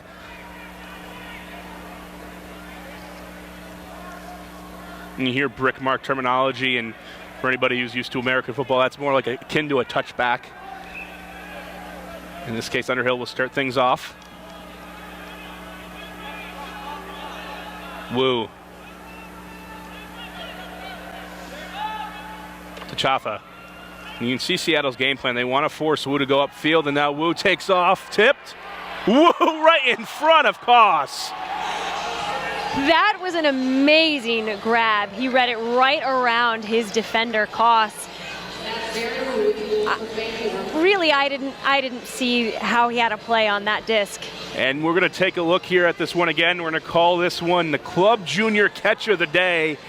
Darren Wu, known for his spectacular highlights, gets another one. Seattle gets the tip. Can't quite get it done, but I mean, just nothing you can do. I mean, Reed Koss didn't know it was coming, and we take a look right now. This comes in, gets tipped.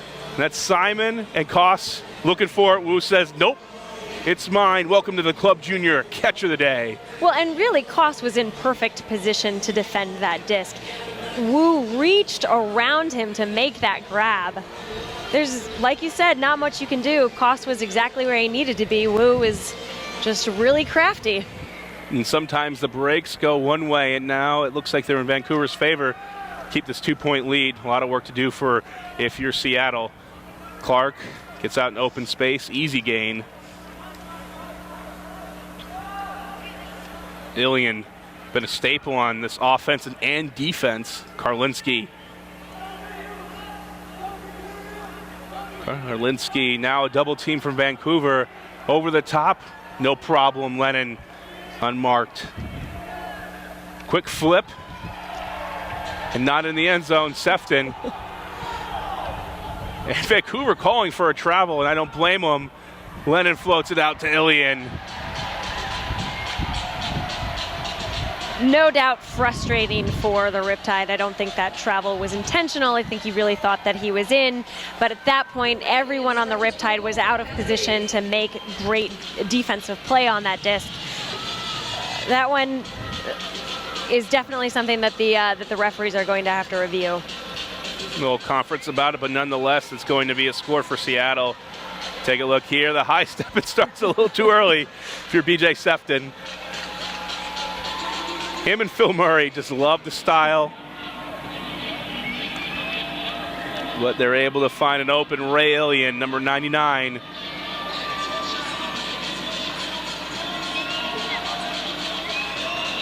(12-11), 5:49 remaining here in the third quarter. Getting a little bit chilly out.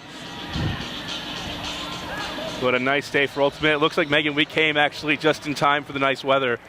I know me and you were stuck in the Northeast for such a long winter, and you wonder if you come out here to the Northwest, do I have to bring a jacket? Got pretty lucky. Yeah, it was an absolutely beautiful day, although frankly, I've been to Seattle a number of times for various Ultimate tournaments, and I've always caught good weather. Maybe I'm just lucky. Is it supposed to rain here, Megan? I've never seen it rain. Rain in Seattle? No way. Vancouver coming back. Looking deep. An interesting shot, but it works. And a quick flip when you have Wu makes another play. Flips it up in the air and goes up 13-11. Great vision from Underhill on that long pass to Sun. Was able to see that he was open, aired it out just enough for him to run it down. Sun seeing Wu. Puts the disc a little bit low, but not too low for the likes of Darren Wu. And another University of British Columbia product. You see that a lot. University of Victoria, which Kevin Underhill went to, and University of British Columbia, UBC. Two schools that produce a lot of the Ultimate players who come in the Vancouver program. I mean, this is a great shot. You have to have the vision and experience to see that. And I don't think that Sun necessarily knew that that disc was coming to him. He just happened to be in the right place, saw that it was coming, turned on the gas. That is, if you look up in the dictionary what it means to throw somebody open, that's one of the passes you'll see. Chen to Lennon. And interesting, we're seeing a zone defense from the Riptide. Talking with Alex Davis, he said that they have some in their repertoire. It's a little bit rusty, and it looks like they very intelligently just put it on for a few passes. That's a great way to rile up a team's offense. Just put on a few throws of defense, kind of get them out of their comfort zone. Yeah, but when you leave Sefton wide open, we see Will Chen able to hit with a fantastic hammer and bust the zone wide open. And quick shot. Finding Sefton in the end zone. That's Murray with the connection once again. The zone doesn't work out for Vancouver. And now it's about the offenses. Who's going to make the next mistake? Because defensive pressure, while we saw the intensity kind of ramp up halfway through this quarter, Megan, it started to just be about the offense because Vancouver's now trying something different with zone. So it's clearly not working. Well, that's true. But they haven't had a lot of opportunities this season to tighten it up and to perfect it. I think they, recognizing that they were starting to have some success defensively, thought now's a good time to practice it. Alex has great foresight and understands that this very much is a very long season. So there's no point in trying to put immense amounts of pressure on the team right now because there's just so much time left in the season. They need to do a lot of growing. So now is the perfect opportunity to practice things to try and get better because it's later in the season that you're going to want to be able to call upon your zone and have it be perfectly successful. It was an interesting remark by Alex Davis. They didn't seem too concerned about these early games, but that the next 3 quarters of the season will be where they get the wins and push for playoffs. Here, they have a chance to score a big victory as they play the next 2 games, this one and the next one, a home and home with Seattle. They'll have their home opener next weekend. Wu. Chatha and Koss was there. Had a hand on it, but Chatha had the grip secured beforehand.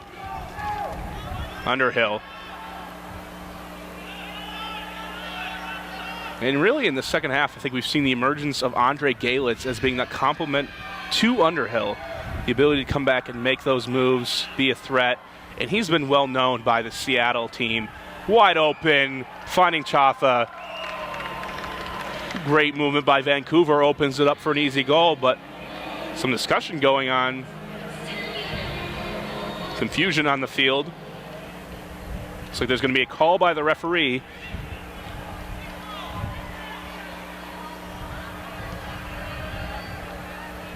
Again, as we come into this game, Vancouver 0-2. Unfortunately with a loss after making it to overtime with San Francisco overcoming a staunch deficit. Seattle going to Southern California with 15 players, come out 2-0. And two of the biggest rivals in the sport. I mean, this is the Red Sox versus the Yankees, if I've ever seen it. For years in the early 2000s, these two cities ruled the USA Ultimate landscape. And you're saying USA Ultimate, Vancouver and Canada, yes, Canadians are allowed to compete in the USA Series. And for a time, it was called the Northwest Dynasty, with a bunch of teams just winning the championships. Moving on to what was San Francisco, who now makes up San Jose and as well as San Francisco. To the end zone, Koss can't get there, and Chatha secures it.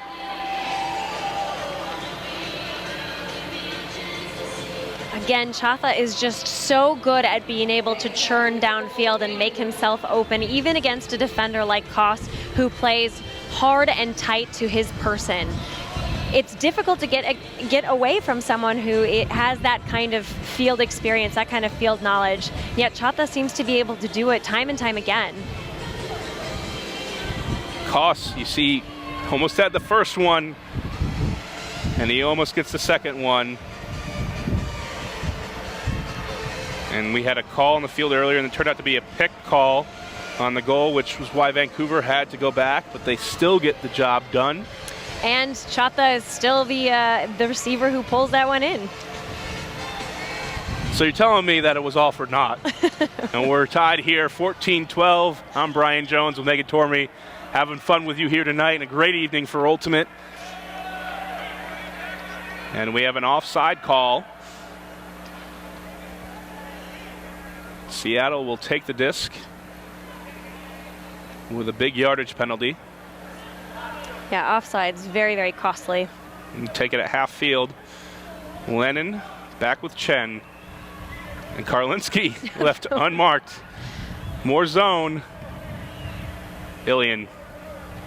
Karlinski.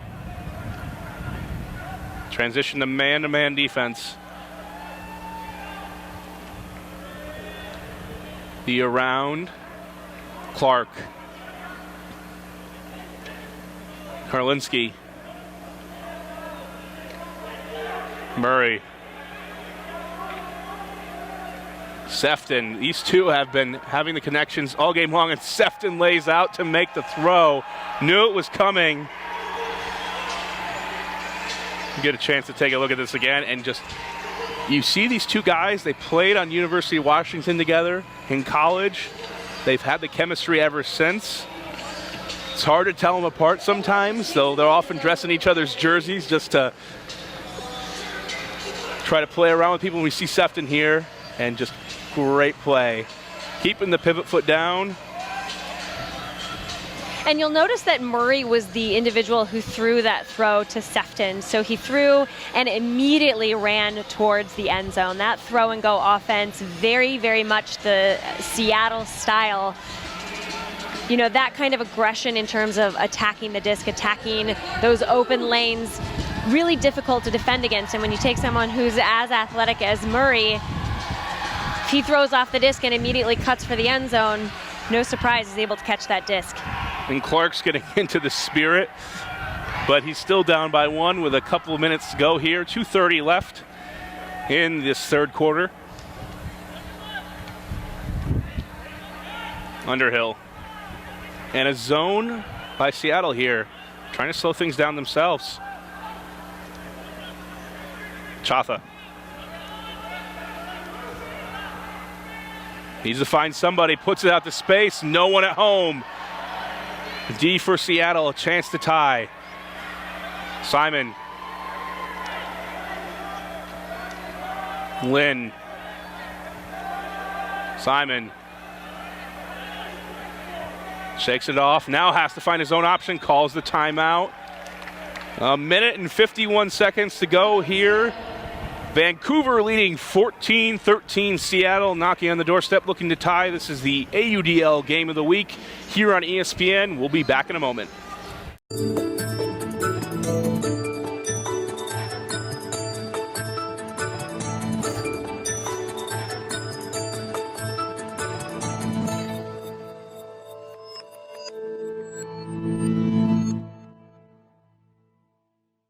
And Adam Simon with the sixth sense, knowing the stall count's getting high, he calls the timeout.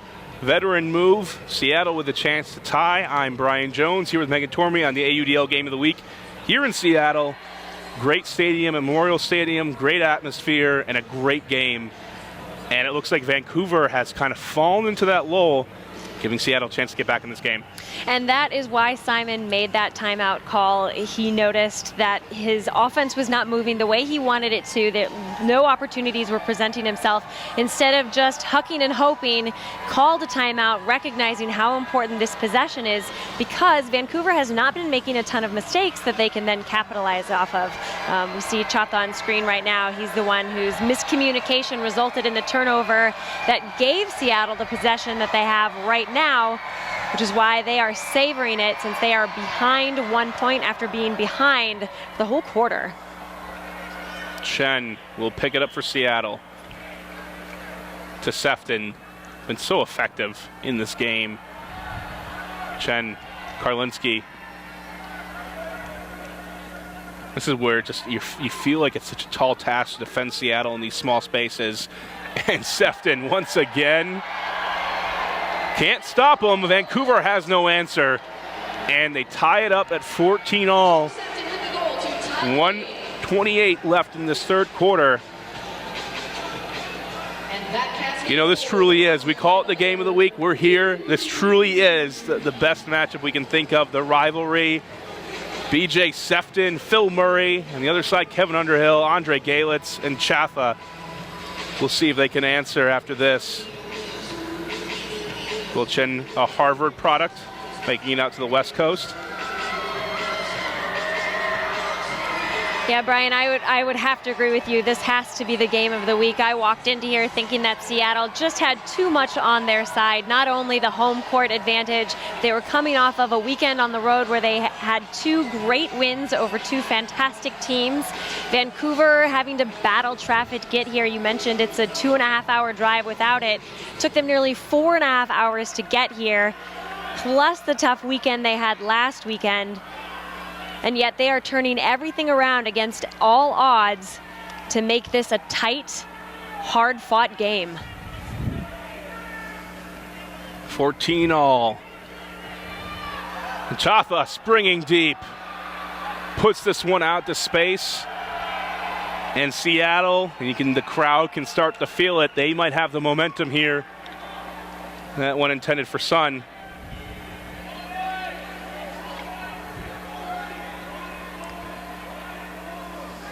Cost to pick up for the Cascades. 50 seconds remaining. This might be the last possession of this quarter with a chance to take the 15-14 lead. Hausman. Simon.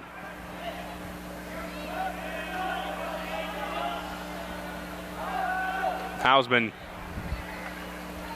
Fakes the deep shot. Back to Simon and 30 seconds to go. Koss, Harkness, and behind the thrower once again. Looking to move it quickly. Quick flip. Whoa. 10 seconds to go. A hammer to the end zone for Chotha. Caught for the goal. 15-14. Vancouver back on top. I feel like somehow Chotha just went unnoticed by Seattle, but certainly not by Vancouver.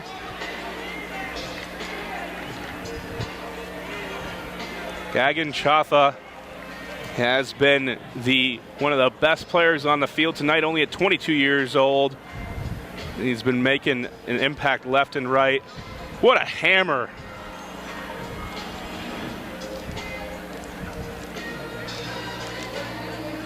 Wide open Chaffa in the goal.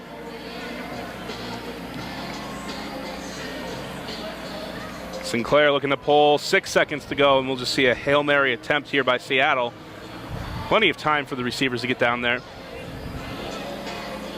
Is there anything up more than a strategy other than huck and hope here? No, there isn't. 6 seconds, that's less than the time a person has on the stall count. Quick foot back. Sefton rips it. This one's going to make it to the end zone. An opportunity. Clark goes up, tipped, and Vancouver will take their 15-14 lead into the fourth quarter. Fourth quarter, one more to go here on the AUDL Game of the Week. We'll be right back as we take a look first at the replay here. A bomb by Sefton. They had a chance at it, Megan. Yeah, they just needed one more Seattle player behind the mix. It was hanging too high, a little too long. Yep, and we'll see more of this, an exciting play here in the fourth quarter of the AUDL Game of the Week. Vancouver leading 15-14 over the Cascades on ESPN.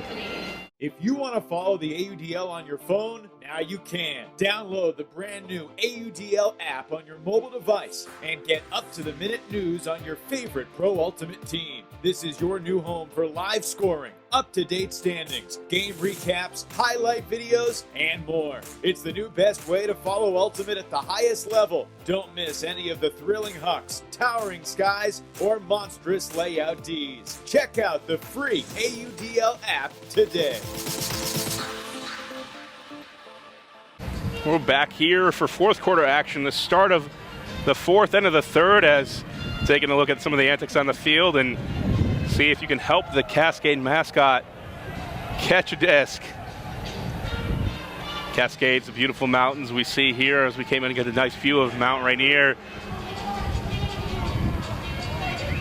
But we're going to sit here and take a look at our highlight package as we go into the fourth quarter. Some amazing plays here today. Clark with the D early on, and he's made a couple of catches as well. But miscues by Seattle, Megan, have been the story of this game.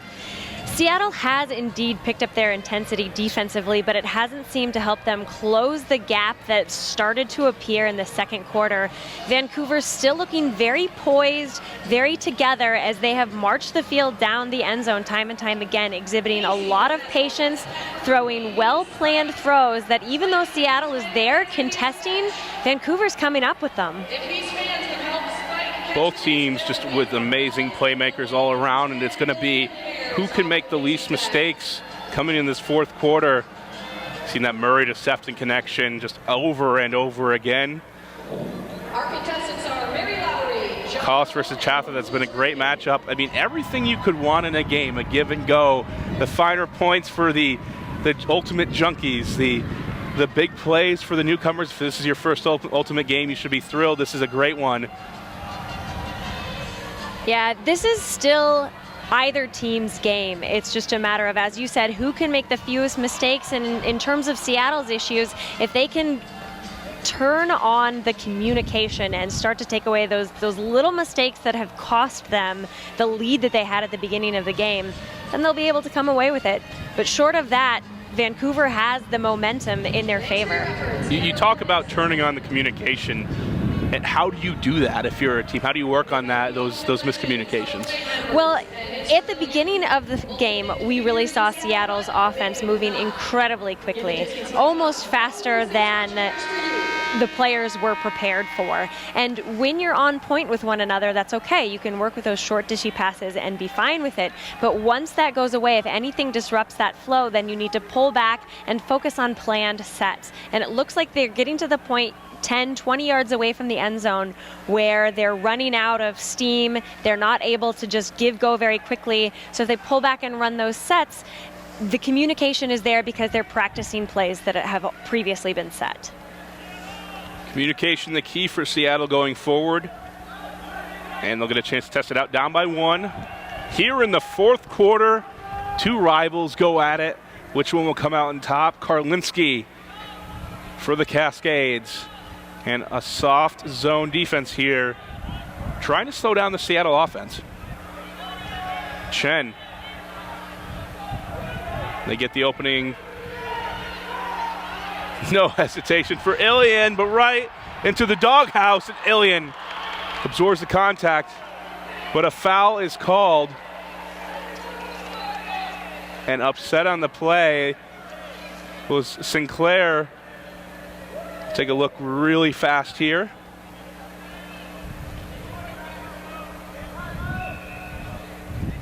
Sefton puts it up.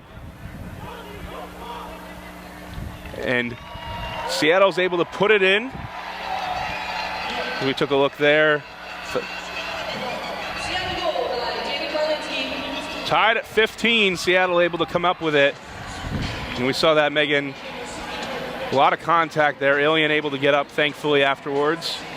Yeah, Sinclair coming in at such a speed, there was no chance he wasn't going to make tough, hard contact with Ilian. Not surprised there was a foul called on that one. Thinking back to that defense, that point, this is again the perhaps third time we've seen the zone put on from Vancouver. And as you mentioned earlier, Brian, I think it's safe to say that that is not enough to stop the Seattle offense. And in fact, I think Seattle has been performing better against the Vancouver zone than they did against the Vancouver man. It helps them open up the field and give those short give goes, and then creates enough separation from the Vancouver defense that they're able to do it uncontested. So perhaps the time to take that out of the playbook for this game. And we saw the goal there earlier. Ilian able to hit Karlinski. Disc is centered, Underhill. Scuber, Bellavance.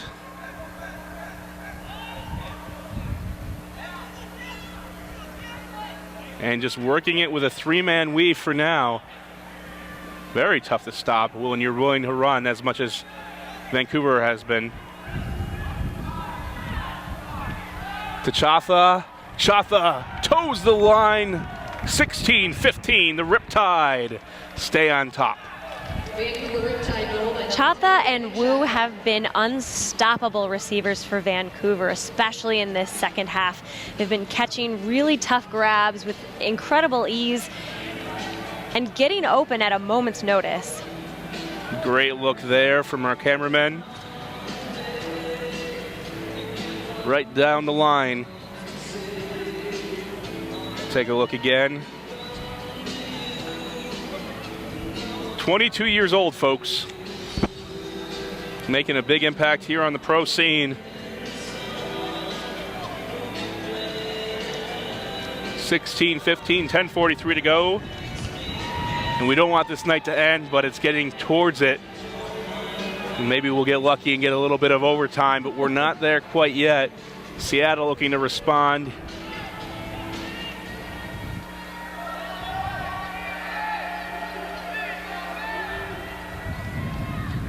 Lennon centers to Karlinski, and more zone trying to slow down this Cascades offense.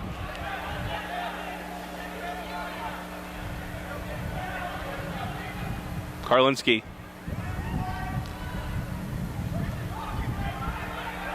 Gets it back, and just this is the type of zone they want to throw if you're Vancouver. Helps slow things down, but Lennon to Clark. Clark. But Chen comes up with it from the backside. Clark undoubtedly very thankful that Chen was there. Almost looked like it was a purposeful deflect or mac right into Chen's hands. Take a look again. Clark reaches out for it and doesn't do anything to it. Gets a hand on it perhaps, but goes right to Chen.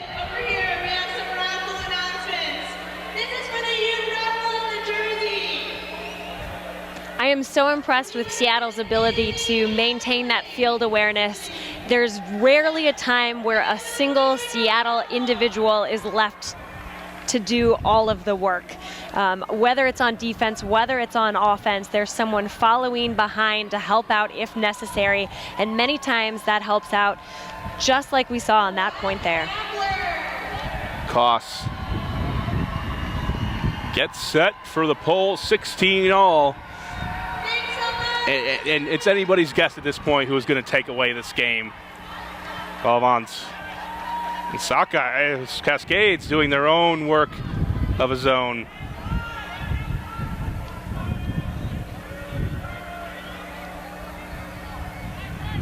Vancouver for Underhill. Underhill over Koss. Looking for Chatha. Instead out to Wu. No problem. Vancouver strikes back. Koss with potential injury. It looked like Koss was perhaps signaling for play to stop. He wasn't able to get up in time to put a mark on Underhill that pass.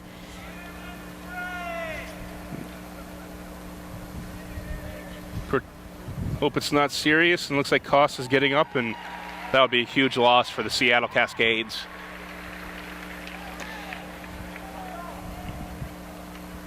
Thankfully, he looks okay. Yeah, Koss has been a huge help to the Cascades this evening, especially putting on that type of defensive pressure. A player like Underhill, there's no way you're going to stop him altogether. The most you can hope for is taking away possibilities, taking away angles, at least slowing him down. And referees are convening. It looks like this may come back, and they may be forced to redo it again.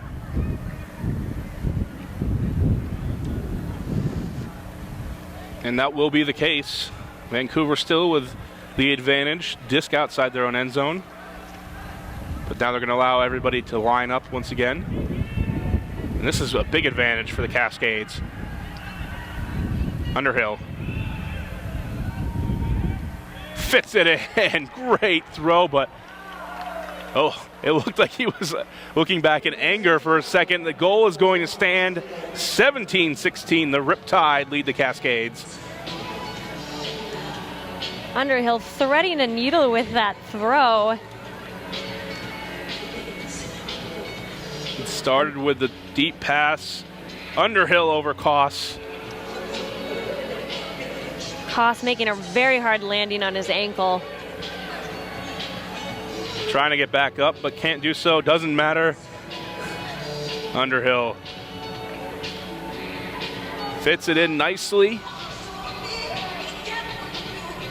Gets the assist. 9:38 to go.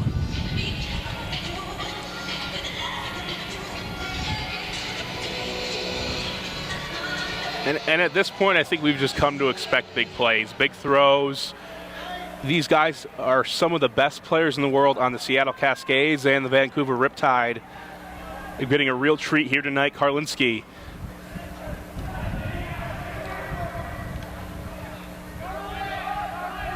Over the top. Ilian can't make the catch. A surprising drop from Ilian, who has been very impactful in this game as well. Kind of one of the stalwarts of Seattle Ultimate, pulling down discs for his team as they matter. Karlinski goes deep for Hausman.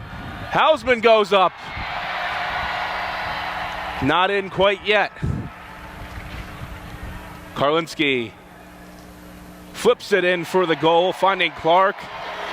Seattle with a scary turnover, gets it back. Karlinski with the block and the assist. Goal to number 1, Donnie Clark. And finally, Seattle is able to play well right outside of their own end zone. For the past 2 quarters, we've seen them make foolish errors when the disc was right on their own end zone line with just poorly executed short passes. But there, Karlinski to Clark, able to seal the deal, no problem.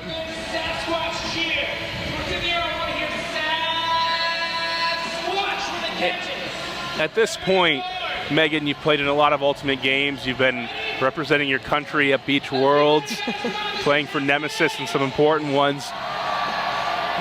What is your mindset in a game like this, tied at 17, 9 minutes to go?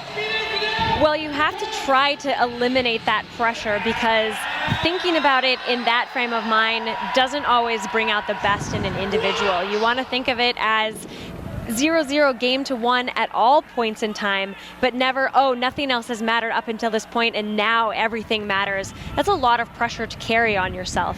However, you do want to recognize that time is running out, and so as Kevin Underhill said during our interview right before halftime, you have to leave it all out on the field. You don't want to hold anything back.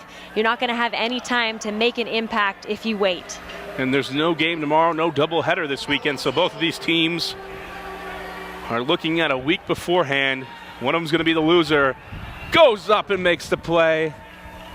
When miscommunication here on the restart, it's going to be a 10-yard penalty against the Riptide. And the disc is going to go back. The Riptide, however, showing some great composure when they're having to replay the points. This is something Nemesis does during practice double score, where you have to score the disc and then walk it out and try and score again. It's tricky to have to do that twice, but the Riptide having the wherewithal to do it again and again. Whoa, fits it in, and who else? Gagan Chaffa comes up with it in the end zone again.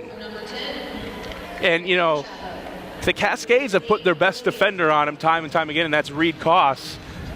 It's just so tough to guard this 22-year-old.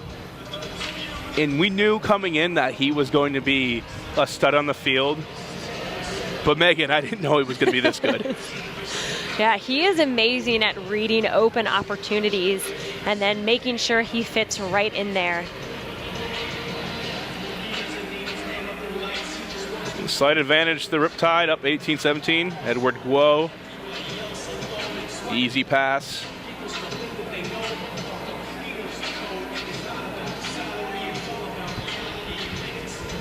Eight minutes to go in the AUDL Game of the Week. The Vancouver Riptide lead Seattle 18-17. Sinclair puts it deep.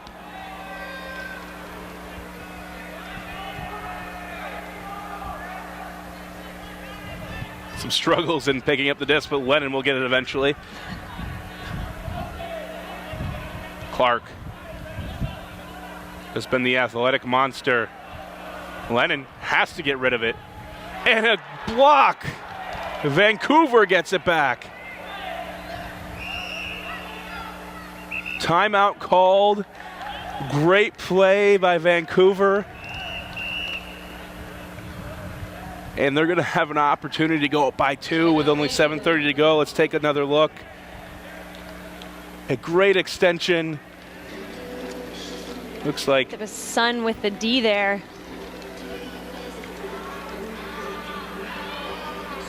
we'll stay here on a great play. Oh, I'm sorry, that was Tam with the disc. Richie Tam has been flying up and down the field all day long and just one of these smart defenders and just energetic is the word that comes to mind. And now you give Vancouver the chance to put on a veteran line. You see Underhill, and he's the leader of this team, and he's the face of Vancouver Ultimate at this time. Yeah, and energetic, I think, is a good word to describe the Riptide right now. They are playing with a high level of energy, led by none other than Kevin Underhill. Seattle, on the other hand, I really think that D was a result of the offense not churning to the extent that they had been before. They've looked tireless up until this point, and that particular point, I didn't see a lot of flow downfield. No opportunities available. There was just a tight dump throw attempted, and Tam was there to take it away. In a high stall count situation, you don't have many other options at that point. A lot of teams like to punt the disc, but instead it's going to be in Vancouver's hands, and you can tell who they're starting to trust more and more. Joe Bellavance has played great alongside of Underhill and Galitz. Well, who could have guessed? Maybe it'll be Chaffa once again. We get started. It's not going to be Chaffa, but it's going to be an easy goal for the score. And doing a little bit of Superman impression, Andre Galitz, number 6. Been a staple for years in the Vancouver system. Does a nice curl play. So protective here. And really the defenders, Megan, they're so protective of the break side. You can see this play work a lot of times because of that overemphasis on stopping the thrower. That's what happens, though, when you have Bellavance, Underhill just able to hit throws from anywhere on the field. Absolutely, makes it very hard to defend. And then when you put an athletic receiver like Galitz on the field, not much work, and he was very open for that score.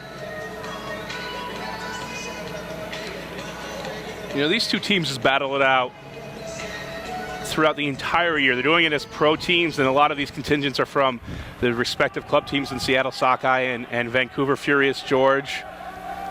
They've won titles against each other. They've competed at regional competitions, and now they're on the pro stage, and you can just tell this rivalry is going to continue to grow and grow. Ilian. It's a throw in underneath. Sefton. Quick flip to Murray. And a foul called as Murray got contacted through the back. He'll keep the disc and he'll center it at the goal line. It's unfortunate. I think Baker made a clean D, but then bumped him after the fact. Not sure exactly when that order occurred, but fouled. It was definitely a foul. And a call on the play. He's going to give it back to Murray. Potentially a false start. Murray. Active mark. Murray fits it in. Finds Clark. 18-19. They're still down by 1. Closing in here in the remaining time of the fourth quarter. 6:20.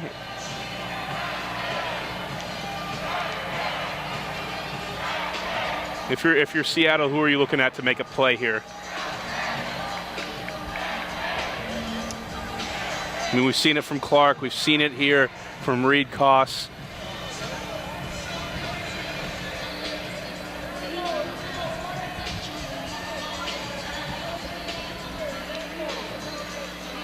Yeah, I think you're definitely going to want Koss to go in and take something away from Vancouver. He's been close all night. It has to be driving him crazy that he hasn't actually taken the disc away from them. I think as the time is winding down, he's probably gearing up to get a big D. I think one of the other defenders in the line we can watch out for is Duncan Lynn. And talking to Mario O'Brien yesterday, one of the leaders who isn't here this weekend, Lynn is just this sneaky defender that you don't realize how good he is. And he comes in, almost getting the block. Riptide able to escape Galitz.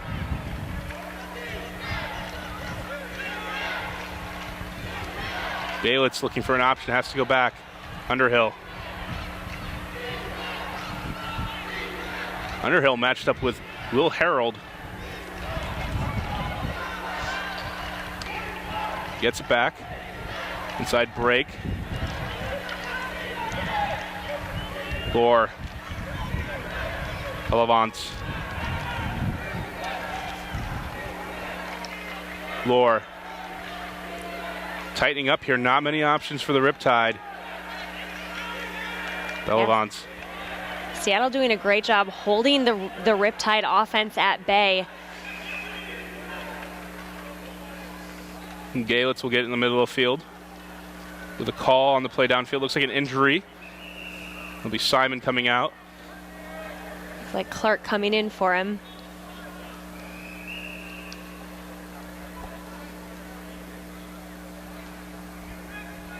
Two guys who love wearing the backwards hats.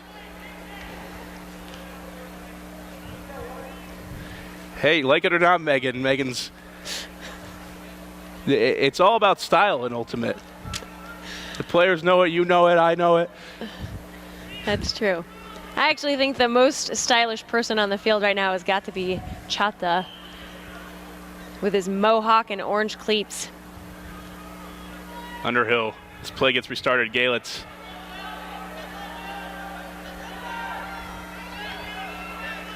Underhill. The game tightening up. Bellavance. Galitz.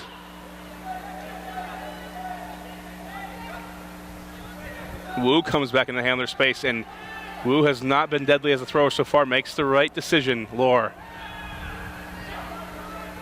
Lohr's not been a name we've really talked about so far, but in this particular sequence, he's been the main reset. Underhill to the end zone. Riptide gets it to the Guo. Edward Guo with a score. Able to get it in for the goal, and the patience works out. Up 20-18 and 4 minutes and change remaining. And that was very clearly buy-in from the entire team to be patient, to hold it that close to the end zone until the right cut developed. That's a full team effort. We saw Wu, as you said, who hasn't been that powerful with his throws today, just continue that dumping and swinging until Underhill had the throw that he was looking for with Guo wide open for that score. And at this point, you know, a 2-point lead in maybe a non-professional ultimate game may not feel like much because you play to a point total, but with 4 minutes to go, and we're taking a look at those orange cleats. The orange socks really help make them too. Pink, I don't know. Have no problem spotting him on the field. Clearly neither do the Vancouver throwers. But when you are at 4 minutes and 30 seconds to go, this is a sizable enough lead that Vancouver can trust their offense to hopefully get it done. Seattle has to come up with some big plays. In a zone here trying to run off some more clock. Chen, Ilian, Sefton, Rosado, Karlinski,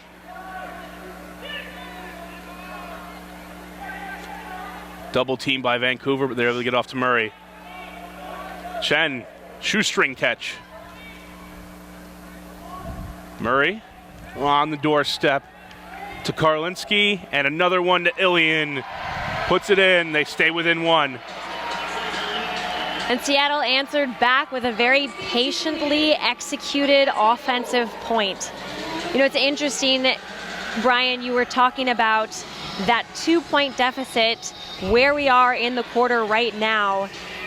Evan wrote a very interesting article that you can read on the AUDL in his Tuesday toss. He talked about how in the pro game, a score a minute is really not that unreasonable. So while that 2-point deficit is surmountable, given how these two teams have been scoring, time is definitely running out for Seattle. And here we have seen that they're able to pull it in to one, but now can their defense prevent Vancouver from answering back with a score of their own? Mm-hmm. And Evan Lepler, the voice here of the AUDL, the voice of Ultimate. I thanks, Evan, for going to a wedding this weekend. we miss you a ton.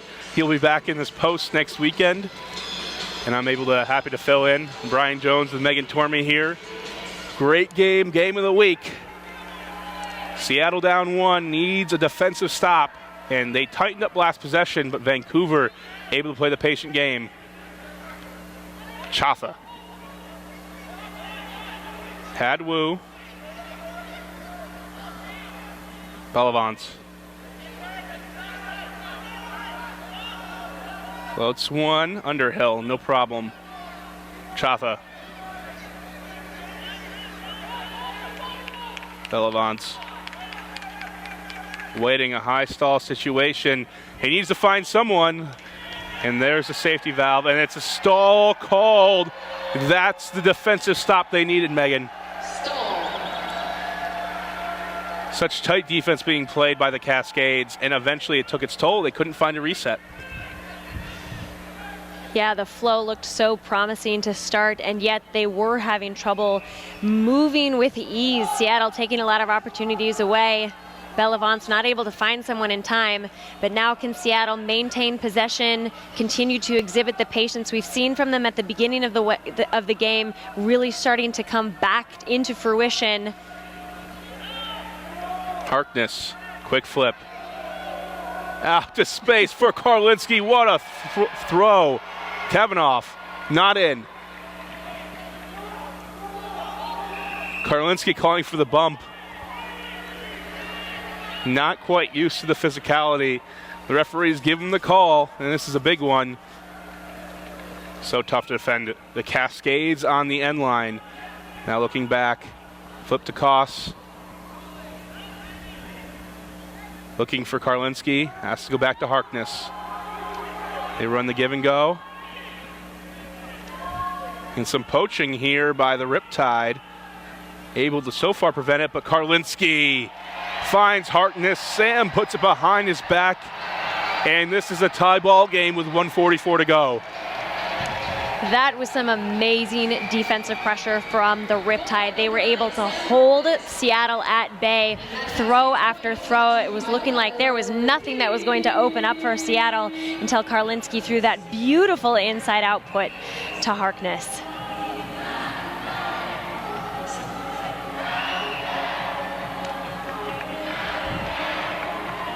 And now 20-20.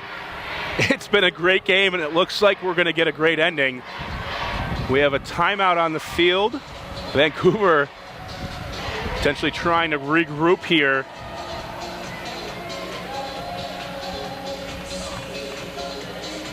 As we take a look at the crowd, they're enjoying this. And we're going to take a quick break here. Tie ball game, minute 43 to go here on the AUDL Game of the Week on ESPN. Next Saturday, for the very first time, the AUDL Journey travels to Ottawa, where the Outlaws will experience the toughest test in their home opener. The Toronto Rush have set the standard for Eastern Division excellence over the Yeah, Kelly can also bank this if they just wanted to talk about adjustments. 2-0 in 2015 and thinking about a return trip to the Final Four. Join us next Saturday at 5 p.m. as the Outlaws host the Rush, live on Watch ESPN, ESPN3, and also streaming on TSN Go in Canada.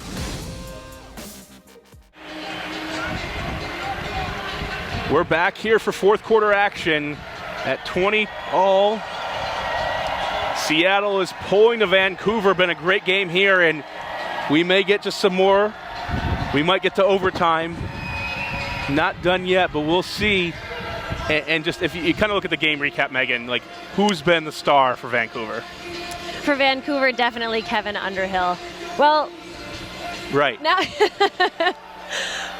I'll give you a second chance if you want it. I would say the second half it's been Chapa. He's been making some amazing plays, some amazing grabs for Vancouver. Although Darren Wu has had 2-3 really fantastic posterizable. Is that even a word? Sure. We'll call it. Catches. We'll sign it for you. It'll be hot off the presses tomorrow. Posterizable. And here we go. 1:43 left in the ball game. Underhill dishes it off. You see the matchup here. Murray playing defense. Discus popped up. Finds its mark. Galitz. Chaffa. You can see the starters here. Murray giving chase. One of the nasty athletic players for the Seattle squad. Whoa. Chaffa being really well respected right now by Clark, giving unders but not for much yardage. Some contact. Almost a stall. Bellavance.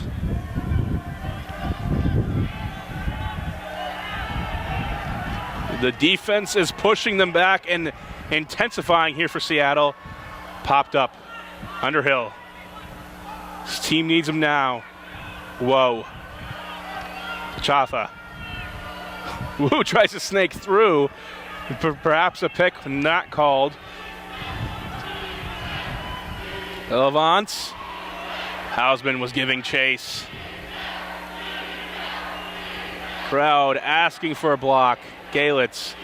Vancouver has to fight for every single yard. Inside break. Underhill. 14 seconds to go. This could be it. Bellavance. 10. Puts it out. Wu. 6 seconds. Finds the open man. Vancouver scores with 2 to go. Edward Guo.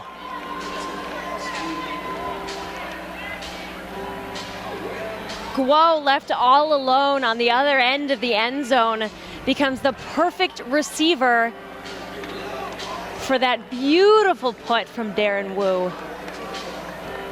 We talked to Captain Alex Davis before the game, and he said, you know what, I'm okay with Darren Wu being one-dimensional and a deep threat.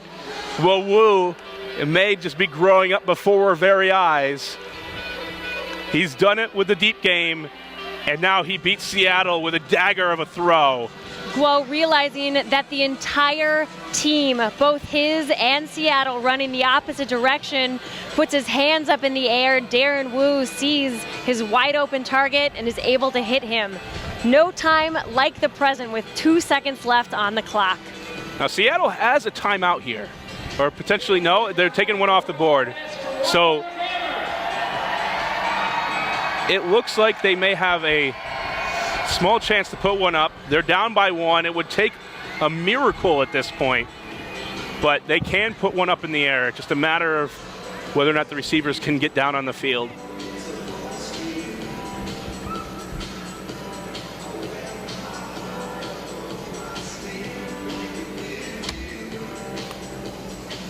And taking a look at the game recap, we started out here today. Vancouver looked like they were going to be the underdog coming in. Seattle taking an early 2-point lead. First point of the game, it was Donnie Clark coming down with it from a throw from Karlinski, but Underhill answered the call, was able to get back into this game, and we've got ourselves a barn burner. Vancouver could sneak in as the road team, and they have quieted the home crowd. Karlinski giving out instructions. And we'll see if Seattle has any magic. And there was a timeout called by Seattle, trying to figure out what to do on this play, and they could have had the opportunity to take a timeout and get their receivers downfield, which may have been the most important thing, but it also leaves them open to the double team. Going to take the time right now to thank everybody from Fulcrum Media. Thanks for our cameramen and crew that makes this possible today. Great production. Proud to be a part of it.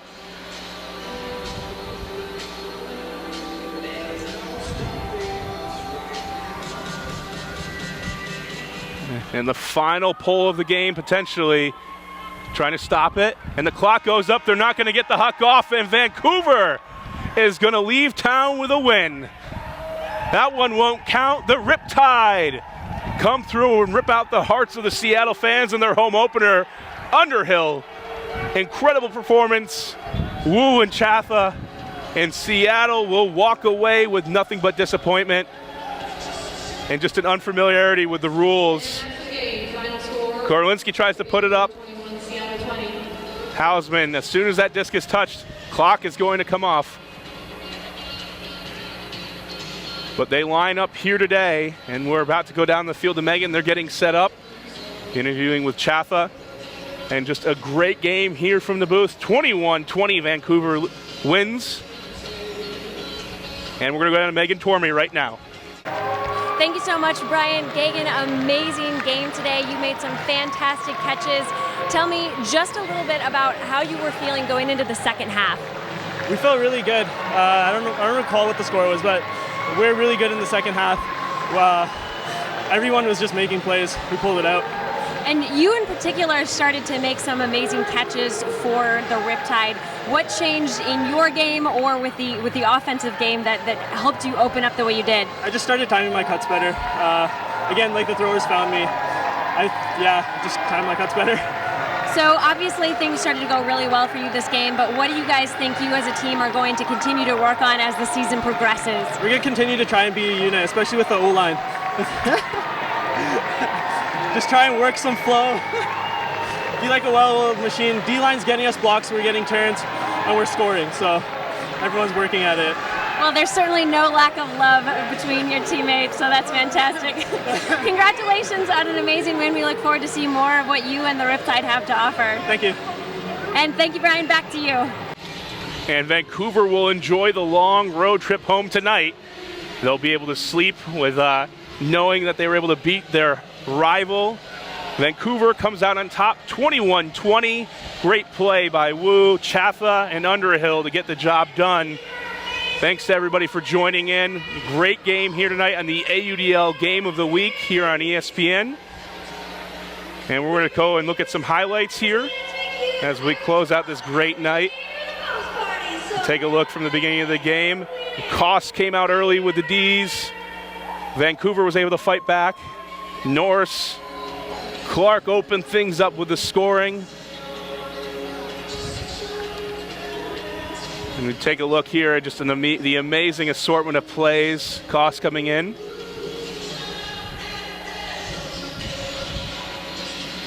Ilian. And just the assortment of athletes, and we got a real treat tonight. Great grab by Galitz. When it came down to it, just a few more plays like this one went Vancouver's way. And Wu was able to find Guo for the win. Great night here, great evening in Seattle at the Memorial Stadium. See the Space Needle. Thanks for joining us tonight. It was a great game. Vancouver pulling it out in the end, winning 21-20. I'm Brian Jones. Megan was down in the field just with that last interview. Thanks for everybody joining in. Thanks for the Fulcrum Media crew. It's a great event here tonight. Vancouver pulling it out 21-20 for the AUDL Game of the Week on ESPN.